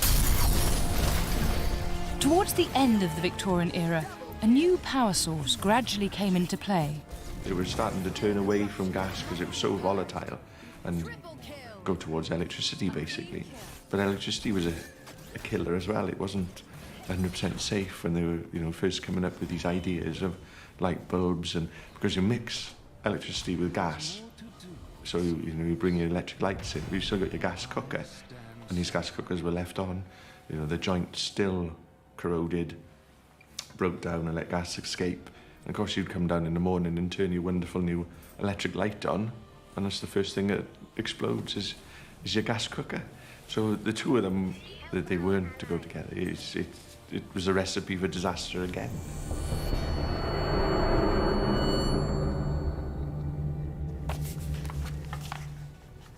It wasn't until 1923 that any safety regulations were brought in.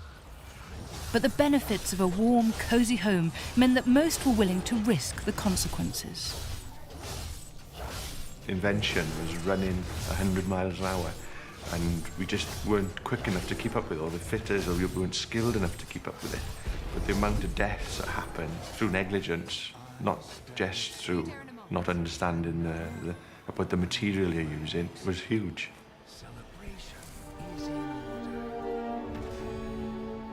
I'm leaving the dangers of the kitchen, and I'm going to the one place in the house where you'd think health and safety would be particularly cherished, the nursery, to seek out the next hidden killer.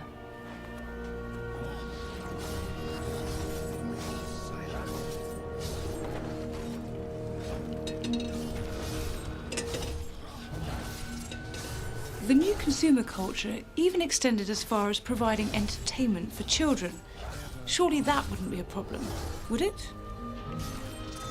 Alarmingly, despite all the progress, 154,000 infants under the age of 1 died annually between 1880 and 1890. And so a surviving child was an important one, and their interests were indulged. Childhood was expanded more than ever before. I mean, girls were at home for a very long time, virtuous young ladies. Lord Shaftesbury saying children shouldn't work excessively in factories. The idea of childhood became sacrosanct. In the Victorian world, this meant a new consumer market to target. Manufacturers absolutely poured goods for the child into the shops, and people snapped them up. This was a time when Christmas was essentially invented as a child's festival, at the time when children received presents and children were spoiled. But it was this indulgence that was now endangering children. And toys were the problem. Anything that was coloured or pigmented would have had high levels of a toxic metal in it. And even if it was white, it wasn't safe, so there was large levels of lead in white painted objects. Lead is a very poisonous substance, and there's no amount of lead that is safe for your body. Even the tiniest amount of it can be detrimental. And obviously children being much smaller, and also because they're developing and lead damages the nervous system, are much more susceptible to lead poisoning. And unfortunately, it's typically children who were poisoned by lead, partly because it was used for things like lead soldiers and for painting children's toys, but also because of the children's habit of licking and putting things in their mouth. Anything they would chew or lick or would potentially flake off on them, and they get handled, put it on their hands, they'll then put their hands in their mouth, little flakes of lead. Unlike a lot of poisons which have an unpleasant taste, lead is not unpleasant, and so just by licking it wouldn't put a child off.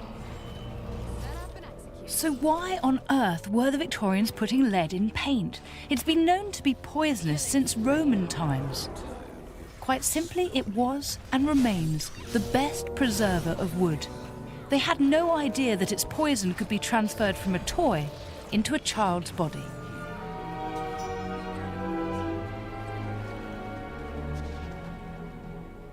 Some of the first abnormalities that might be found would be developmental ones, so the child may not develop as normal and may have behavioural problems, things that might have been put down to temper tantrums, or nowadays something like an attention deficit disorder may actually have been due to lead poisoning.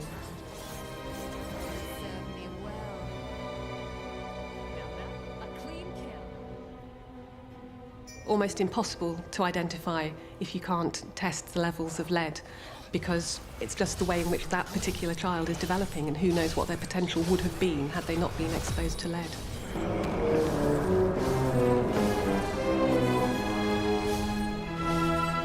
Lead wasn't just brought into the house on objects. It was in the very fabric of the home, on painted surfaces. We have a look at this door frame. I suspect there probably is lead in this. Lead was ubiquitous in the Victorian house for providing white gloss paint that you might find on every wooden painted item would have been used with lead. We can have a look at this piece of woodwork and see what's present in this as well. You can see immediately there's quite a lot of lead. There's 3,000 ppm of lead in that. Because it's been stripped, it's probably just against traces of old lead paint before the old paint was taken off. In the late 19th century, lead poisoning was rife, but it was difficult to detect. Lead poisoning could cause anemia. It's often described that people had a grey pallor, a sort of very unhealthy look. But one way which is identified by physician Dr. Henry Burton in 1840 was something called Burton's lines, which was a bluey-grey line at the base of the gums, just at the top of the teeth, that gave a very characteristic mark that was a sign of lead poisoning. Although by the time you identified that line, it was probably too late to undo some of the effects that the lead is likely to have had by then. Despite the gruesome evidence, the government did nothing. It was not until the 1920s that white lead was banned in indoor paint products in Sweden, Czechoslovakia, Austria, Poland, Spain, Finland and Norway, but not Britain. Amazingly, it wasn't until the 1970s, more than 100 years after the problem had been identified, that the British government finally passed legislation to control the lead content of household paint. Even today, lead paint in old houses still poses a risk. But there was an even bigger threat. I'm on the hunt for our last and possibly our greatest hidden killer, and again, one invisible to the Victorian eye. Infant mortality rates in Victorian Britain were terrifyingly high. As many as 15% of all babies died in their first year of life. And often the cause was an unexpected one: Mummy's Little Helper. Baby science, the idea that babies could be studied and developed in the most healthy way, was the new order of the day. In the 18th century, the idea was that God took the children he wanted. There was very high infant mortality, and it was up to God, so you just let it go. In the 19th century, it was much more about science, and women could be seen as responsible, and they were judged by how many of their children stayed alive, just like the Queen, who had 9 children, kept them all alive, who lived long and happy lives. The relationship between traditional ideas and the new scientific approach became increasingly fraught around how to feed babies. To comprehend how this domestic danger had such an impact requires understanding the Victorian attitudes to baby rearing. Breastfeeding had long been rather unpopular in the higher aristocracy. The Queen didn't breastfeed. It was something that aristocratic women simply didn't do. They gave the job to wet nurses, big, fat, jolly wet nurse, rather than the Victorian woman who was supposed to be much more delicate, much more refined, and much more restrained. This attitude filtered into the new swelling middle classes. One figure loomed large over the household guides to bringing up baby, Mrs. Beeton, and it was her they turned to for advice. Mrs. Beeton gives 2 chapters in her book which was enormously influential to baby and child care. and it tells you all the useful tips about breastfeeding, like drink lots of beer. Although it does say stay off the gin. But after that, it then moves on to what to do if, for whatever reason, you cannot breastfeed your child. Any new idea needs explaining in detail. Feeding babies by bottle was a new idea. The problem with this advice, it takes up much more space in the book. So it seems as though it is actually recommending bottle feeding, or as it was known in the 19th century, rearing by hand. But many saw this as Mrs. Beeton promoting bottle feeding. Her perceived support and the marketing of babies' bottles put huge pressure on women to abandon breastfeeding. And there are these bottles that have these kind of fantastic empire names, the Empire bottle. They're really suggesting that for a woman to choose the bottle, I mean, brilliant marketing ploy, to choose the bottle made her a much better citizen of empire. She was essentially doing the right thing for her children. But was she?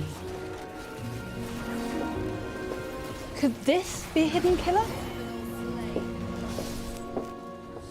Dr. Matthew Avison is a microbiologist. He's going to use his scientific expertise to cast an eye on this Victorian innovation. So Matthew, I have brought you this. This is a Victorian baby's bottle. What's wrong with this? I think the obvious thing just looking at it is because of this bend on the side of it, it's very difficult to actually clean away any residue that might be forming in here. And also the stopper being made of rubber and the tubing, they're all porous materials, so they would accumulate residue of milk, and any bacteria that might be in that would permeate into the porous material, and you'd end up very quickly with bacteria growing in that. There's the bottle, and then there is either a rubber or an animal skin nipple, which, says Mrs. Beeton's book, you tie on, and then you don't have to take off for the 2 or 3 weeks it lasts. So apart from outside, it never gets washed. Sounds disgusting. But what are the dangers of using porous materials with milk? Matthew's designed an experiment. He contaminates a piece of porous cork and a piece of non-porous plastic with a bacteria that would have been common in Victorian times. He gives them each a quick wash and drops them into a liquid that mimics the contents of the Victorian bottle. The shaking of the incubator introduces oxygen into the samples, which makes them grow faster, and it also heats them up to body temperature, 37 degrees. Just gives us a quicker result. Whilst we wait for the result, what was going into the Victorian baby bottle? Breast pumps existed, so mother's milk, and a nutritious formula, according to the food manufacturers. The things that were recommended, I mean, what Mrs. Beeton's doctor calls farinaceous foods, which are foods, they're formula that's sold in shops, but is basically flour. You know, the children didn't thrive for very obvious reasons to us. Did they have an idea about bacteria? In the 1890s, say, when this feeding bottle was invented? Also, around about that time, they've probably, scientists are going to have made discoveries about the link between bacterial colonisation of substances and disease. So there are many examples of that. For example, the cholera epidemics in London were stamped out by separation of sewerage and water. And that had happened by that time, but it's just whether that information had permeated down to the domestic level. So what has our experiment proved? Okay. These are the results of the samples that I inoculated last night. You can clearly see that the one with the cork is much, much denser. You get a much denser growth than on the plastic. This just shows that there were many more bacteria on the cork than on the plastic. And the bacteria have come from the pores within the cork. It illustrates the idea that when you have a porous material, it soaks up bacteria. Even in a few hours, you're going to get enough bacteria to cause an infection. So, I mean, what does this mean for our baby's bottle? Yeah, I think they didn't really understand that porous materials would retain the bacteria even if they were washed over the surface like this cork had been. And so therefore, if new media is put on, new milk, new food, it's going to take up the bacteria again and cause this effect. Victorian Britain was alive with killer diseases that sound tropical now, but were common then. Things like dysentery and typhoid, these are all very, very serious intestinal diseases passed on through dirty water, which was then drunk. The cycle completes itself and you end up with serious diarrhea infections. And for a small baby, dehydration very, very quickly would lead to death within 48 hours. What's that quickly? Absolutely. The lack of knowledge of transmission of germs in water meant that bottle-fed children were more at risk. In addition to that, there are lots of bacteria that live in the mouth and in the upper respiratory tract, in the back of the throat. These bacteria are fine if they're there, but if they were to get inhaled into the lungs, they could cause pneumonia. And of course, when you're sucking on something like this, there's a potential for any bacteria like that to effectively be inhaled in small droplets. If they get into the lungs, they can cause a lower respiratory tract infection, what we call pneumonia. And of course, infant pneumonia was the biggest cause of death in babies. And those bacteria from the upper respiratory tract getting down there, causing that pneumonia, could potentially be lethal, again, very quickly, and with no cure. So that's not just one bacteria, it's not just one danger, there's loads of them, dozens of them. We're all covered in billions, trillions of bacteria. What we're providing here is a place for those bacteria to get a niche, to grow, multiply into excessive quantities, and then an access route straight into a very vulnerable individual. And that's why these things undoubtedly would have killed many children. So the dirtiest, most bacteria-ridden, deadliest object of all went straight into the mouths of babes. Doctors came to understand the dangers of bacteria and its growth.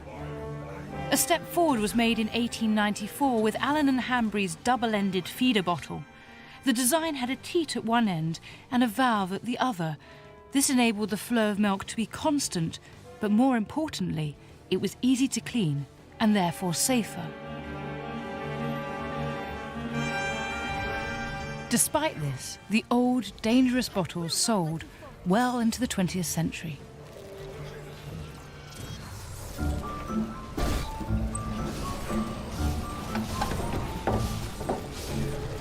It may be true that our hidden killers, the poisonous wallpaper, killer corsets, dangerous paint, exploding stoves, and infested babies' bottles, damaged the Victorians' prized ideal of the safe and secure home. Yet this was an extraordinary age, so full of innovations, even if there was a price to pay. History, as ever, is a case of 2 steps forward and 1 step back. And although progress was not without sacrifice, we still have their legacy. We still live in their houses. We may think that we're over-regulated today, that health and safety has gone too far. But when we think about what things were like just over 100 years ago, we should be grateful that the Victorians not only pioneered new products, but also protections against them. It makes me wonder what we're oblivious to today.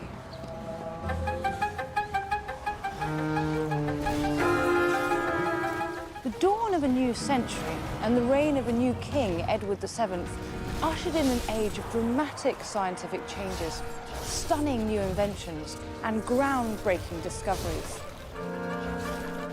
And it was in their homes that Edwardians experienced the full impact of this leap forward into modernity. It offered a brave new world, but these mod cons were all untried and untested, and soon turned the Edwardian home into a hazardous place to be. Absolutely lethal. She covered her face in poison. Vogue was advertising arsenic soap for that offending pimple. Products that were brilliant, maybe not so brilliant, and downright dangerous. Because they're so fine, they're easy to inhale. When you breathe in, they can get deep into the lungs and they stick there. I'm going to search out these hidden killers and reveal how science both created them and then solved the problems they caused. Welcome to the perilous world of the real Edwardian home.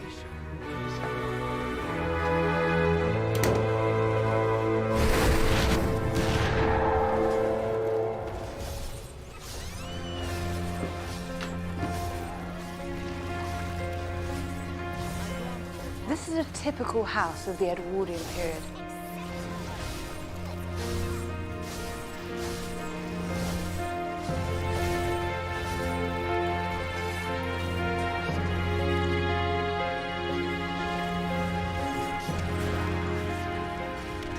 It not only looked more modern than the houses of the Victorians, it even sounded different.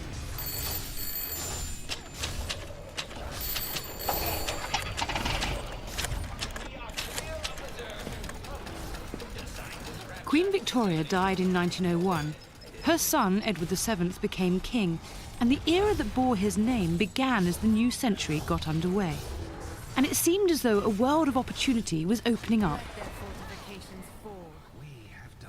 H.G. Wells summed up the spirit of the age perfectly when he wrote that Queen Victoria, like a great paperweight, sat on men's minds, and when she was removed, their ideas blew all over the place, haphazardly.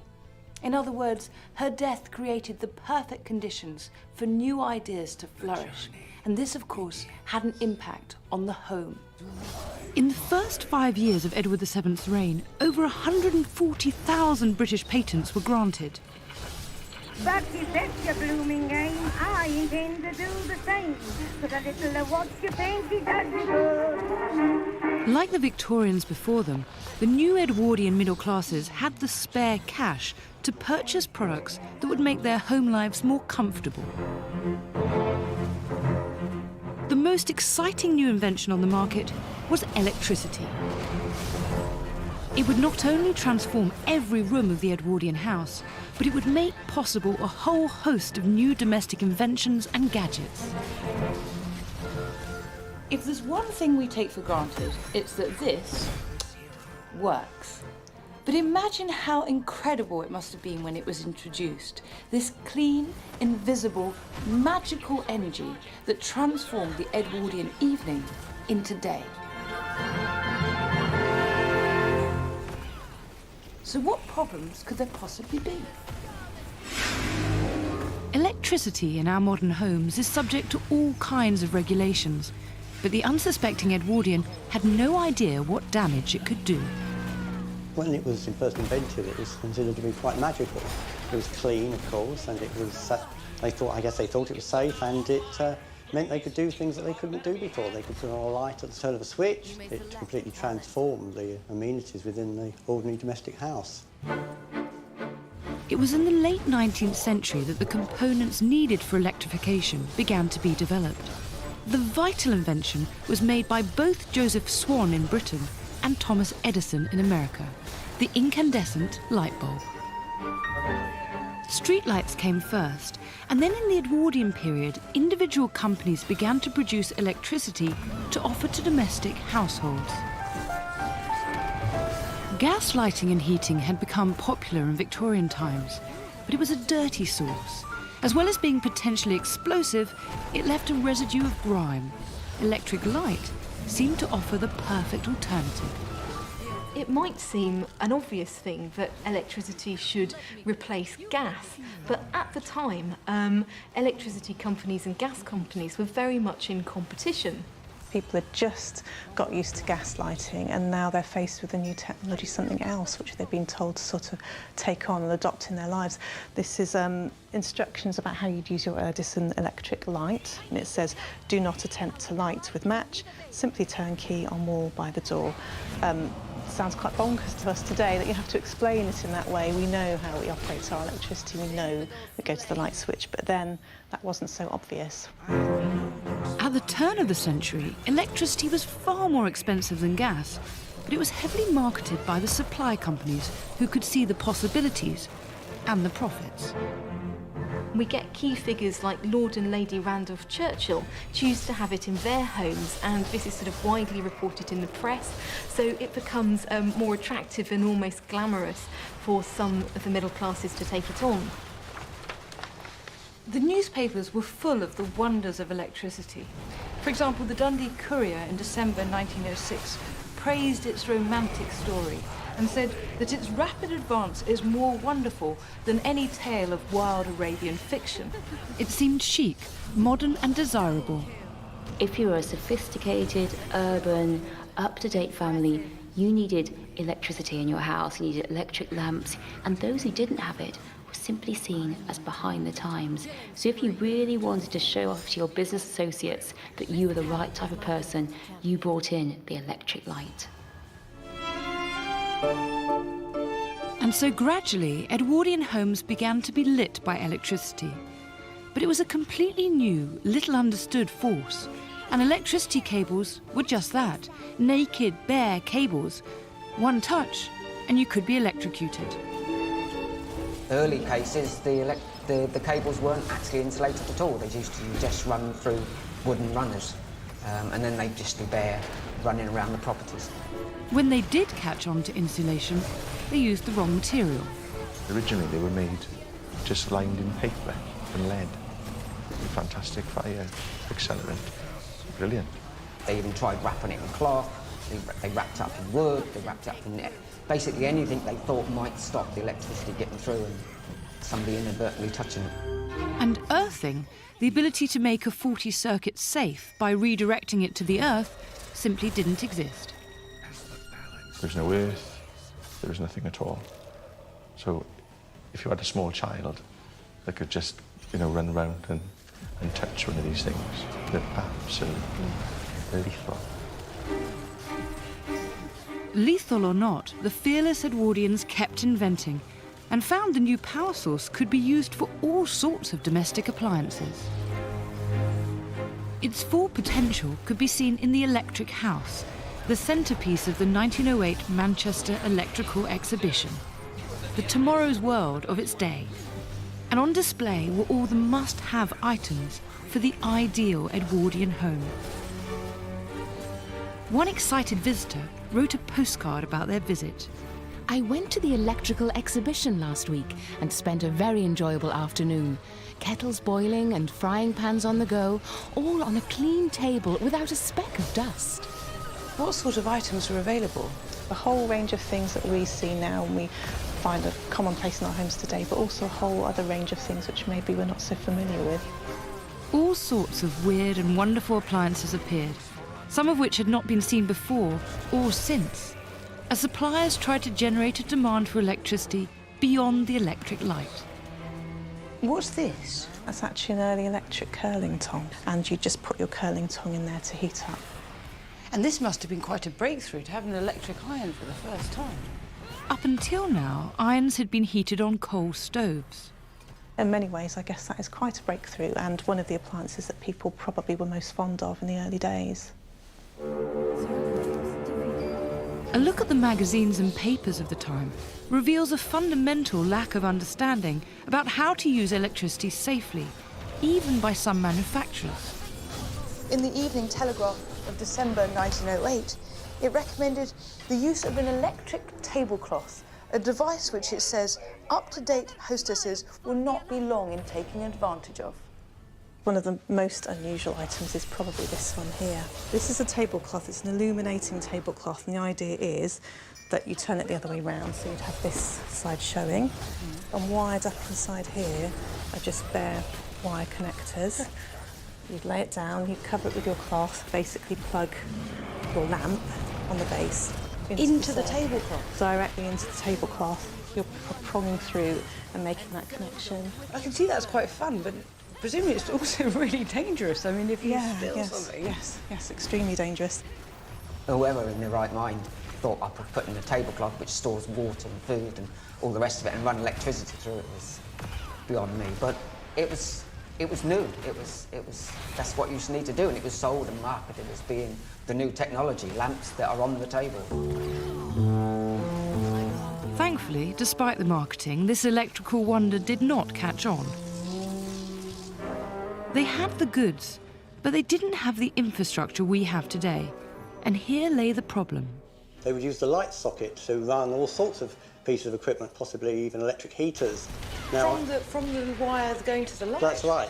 Yes, they would put an adapter into the light socket. They would then run a bulb plus another piece of equipment off that. And in extreme cases, they would add a number of adapters and have a number of different sorts of pieces of equipment coming off the light circuit. And then you get this whole sort of cascade of adapters coming out from the ceiling fitting, what we call a Christmas tree, leading to lots of different pieces of equipment. So, for example, people would be doing ironing off the lighting circuit. They would maybe have an electric heater running off the lighting circuit. And, of course, every extra piece of equipment was adding an additional energy load to the system, which is why you would get overheating of the system and potential fires. Because whenever they plugged lights in, or toasters or refrigerators, they used to overheat. And the current would be running through the cable would start melting the cable, and then this cable would catch fire. To demonstrate how quickly overloading can cause a fire, Martin applies a battery to wire wall. The battery is too high a voltage for the wire, mirroring what might have happened in the Edwardian home when extra appliances were added to the electric light socket.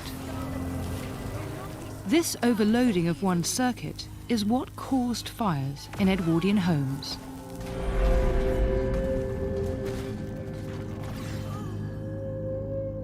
It wasn't safety regulated in the way ours is now. There were no consumer units, miniature circuit breakers, or any of that safety equipment that we now rely on. Modern fuse boxes protect homes from this.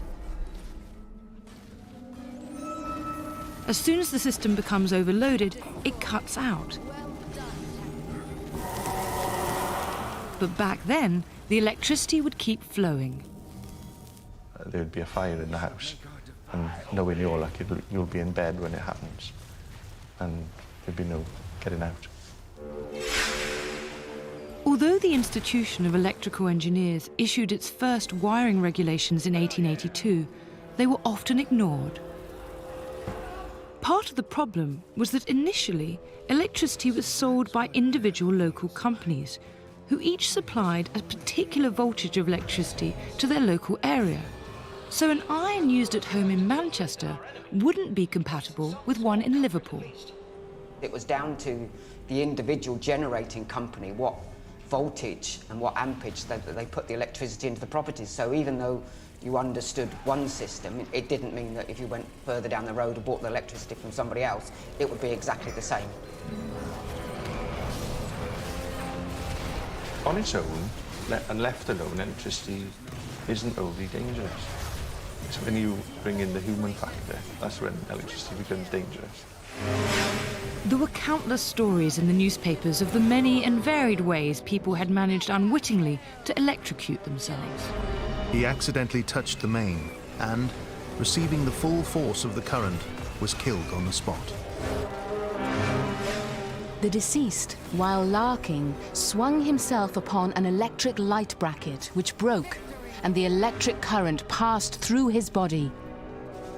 Being electrocuted, the effects of that depend on several things: the current, the duration of the electric shock that you have, and also the voltage. If you have a very low current electric shock, for a sufficient duration, it can affect the beating of the heart. If you disturb that electrical flow around the heart, each of the individual heart muscles can contract individually, and so there's no concerted effort, and so no blood would be pumped around the body. So damaging the heart with an electric shock is particularly dangerous, and that can happen even at quite a low current. If you have a very high current, you typically get a burn where the electricity enters and possibly leaves the body, and that may cause instant death as it causes the heart to stop. Though slow to address the dangers of electricity, Edwardians credited it with all kinds of health-giving properties, which led to some strange practices. What is that? It's got a sort of space-age element to it, hasn't it? Doesn't It's it? well used. It's an early sunray lamp. It was meant to encourage sort of good health. The theory was that this would make you healthier, and there are adverts from a bit later on where they show babies positioned in front of these.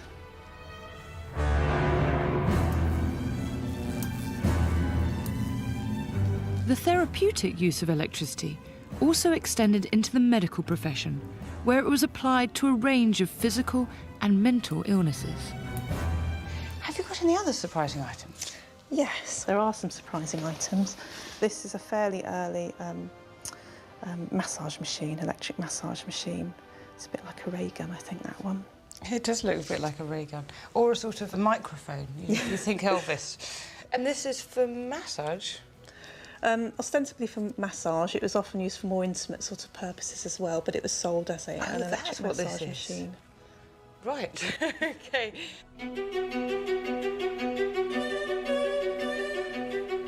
Some of the things Edwardians got up to in their own homes revealed how little they understood this deadly force.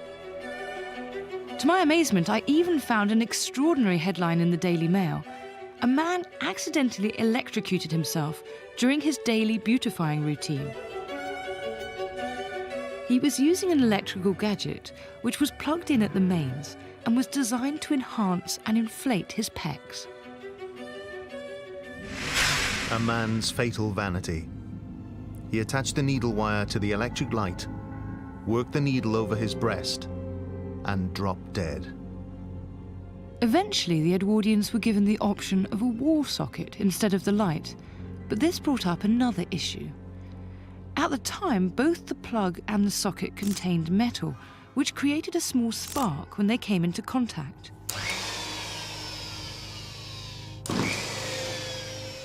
The spark is typical of any piece of equipment which is being plugged in or plugged out when the equipment is live. So as two pieces of metal come into contact or come out of contact when they are live, then a spark will occur. As most Edwardian homes were still using a lot of gas, which was prone to leaking, this small spark could be enough to cause a big explosion. Explosion just waiting to happen from the tiniest amount of gas, and your windows and doors, and you will be on the street waiting for the undertaker, I would imagine. Over time, improvements were applied that lessened the dangers. It wasn't until 1908, 1909 that Edison came up with the idea of a rubber socket which went onto a plug which had a fuse in, which obviously saved any shocks when you were touching it. It saved any problems with insulating, and it saved this problem of overheating. But with its varying currents, assortment of sockets and plugs, no earth or fuse box, Edwardian electricity was a dangerous business, especially as it was often installed and maintained by DIY enthusiasts. Anyone could really wire up their home, so potentially you've got people not knowing what they're doing, getting into big trouble. Even one of Edison's friends killed himself, he electrocuted himself, and that's somebody who knew what he was doing. By 1915, there were 600 separate electricity suppliers across the country. The demands of war led the government to take steps to set up electricity commissions to make the generation and supply of electricity more efficient. And then the government actually made a declaration that we would all use the same current voltage, it would all come through the same way, and it was the start of the grid. Despite all its early dangers, electricity became the utility of choice for the modern Edwardian. By 1913, most of the 1 million new middle-class homes that had been built in Britain had electricity wired in, and people were learning to use it with care.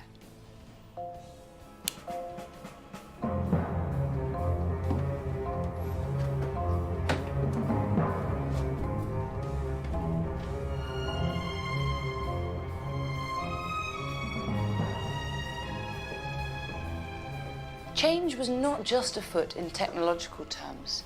Edwardian society was also changing dramatically. This was an age of great social reform, and above all, it was an age of female advance. Although women were still employed in service, other options existed now in factories and shops, which inevitably had an impact on the home. Increasingly, the Edwardian housewife, particularly the middle and lower class housewife, she really felt she shouldn't have to spend her entire day doing housework. And so there was a real growth of labour-saving devices, of ways in which the Edwardian woman could save her time, could not be doing the drudgery of the old days.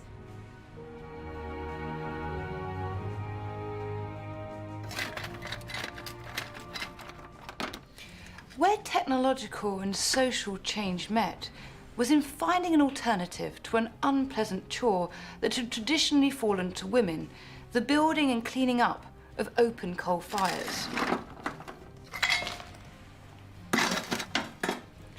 Anyone who could find a way to dispense with this onerous task was onto a winner. By the turn of the century, in cities particularly, gas and electric fires were rivaling coal. Some of them used a new wonder material. A resilient mineral that was non-flammable, insulating, and provided clean energy.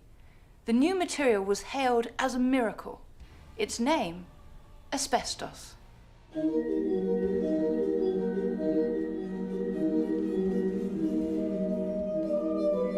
Asbestos was seen as a wonderful material because it didn't burn. It was a very versatile material. You could weave it, which was superb. You could use it as an insulator. It's good for soundproofing, it's good for thermal efficiency, it was good for fire resistance. It was really the wonder stuff. It was strong and it was very, very cheap. Asbestos is naturally occurring and had been used for thousands of years, but never on an industrial scale. By 1909, it was embedded in all sorts of manufacturing processes. In the late Edwardian period, they were turning 190,000 metric tons of asbestos over. They were mining it. Phenomenal amount coming out of South Africa, Russia, Canada, America, all being imported into Britain and then off to the asbestos factories. Every day was like Christmas Day, because when they walked through the factory, it was snowing and it was asbestos dust. Edwardians were happily working with what we now know to be a carcinogenic killer. The first person to alert the authorities to the possibility there could be a problem was a factory inspector. The earliest account of the health hazard of working with asbestos came from Lucy Dean, one of the first female inspectors of factories in the UK. Writing in 1898, she included asbestos work as one of the 4 dusty occupations under observation that year, quote, on account of their easily demonstrated danger to the health of workers. Dean's report notes that where the particles are allowed to rise and remain suspended in the air, the effects have been found to be injurious, as might have been expected. If you look through the records, there are instances around about the late 1800s of actually there was a 19-year-old asbestos worker who they carried out a post-mortem on, and they actually found fibrous substances in his lungs. Asbestos fibres are very, very fine, about 1/100th of the width of a human hair, so you can't really see them with the naked eye. But because they're so fine, they're easy to inhale. When you breathe in, they can get deep into the lungs and they stick there. Initially, they cause scarring, something called asbestosis, with fibrosis and scarring of the lungs, which starts to replace the normal lung tissue with fibrous scars, which means that the lungs aren't doing their job properly. But although Dean raised the alarm, her findings were ignored for many years. People might have noticed it caused difficulty with breathing, but nothing was done. They didn't really know what it was, and they used to just put it down to bronchial problems or, breathing problems of some description. But they were starting to think that there may be something in these new substances that weren't good when they actually mixed with humans. What the Edwardians didn't appreciate at the time was the exact deadly nature of asbestos. This is what a lung looks like when it's been destroyed by asbestos fibres. The real danger of asbestos is in causing a particular cancer called mesothelioma. This affects the pleura, and it's an abnormal growth. It can encase the lungs and spread throughout the body. It's almost completely untreatable, and it certainly was in the early part of the 20th century. Unfortunately, because of its amazing qualities, by now asbestos was being used in all sorts of products throughout the home. It was actually quite good for lining water tanks. So unfortunately, we then put asbestos inside water tanks, and then we were taking water out of the tanks through lead piping with asbestos. And it's a case of how many problems do you want to put in one place and then reap the benefits years down the line? They started making floor tiles, ceiling tiles. It was lining their boilers. You made gutters out of it. You could make a cistern for your toilet out of it, your toilet seat even. The amount of applications that asbestos actually had in gutters, in fascia board, in tiles, in Artex, it's in just about everything. It was the most hidden of hidden killers, sometimes waiting years to do its worst, and to the least suspecting members of the household. There are quite a few stories of the wives of asbestos workers developing mesothelioma, and that's thought to be because they're washing their husband's clothes and are being exposed to the asbestos fibres in that way. And so it's not just people who work with asbestos who can develop these problems. The dangers of asbestos in the home were different to the problems in the factory.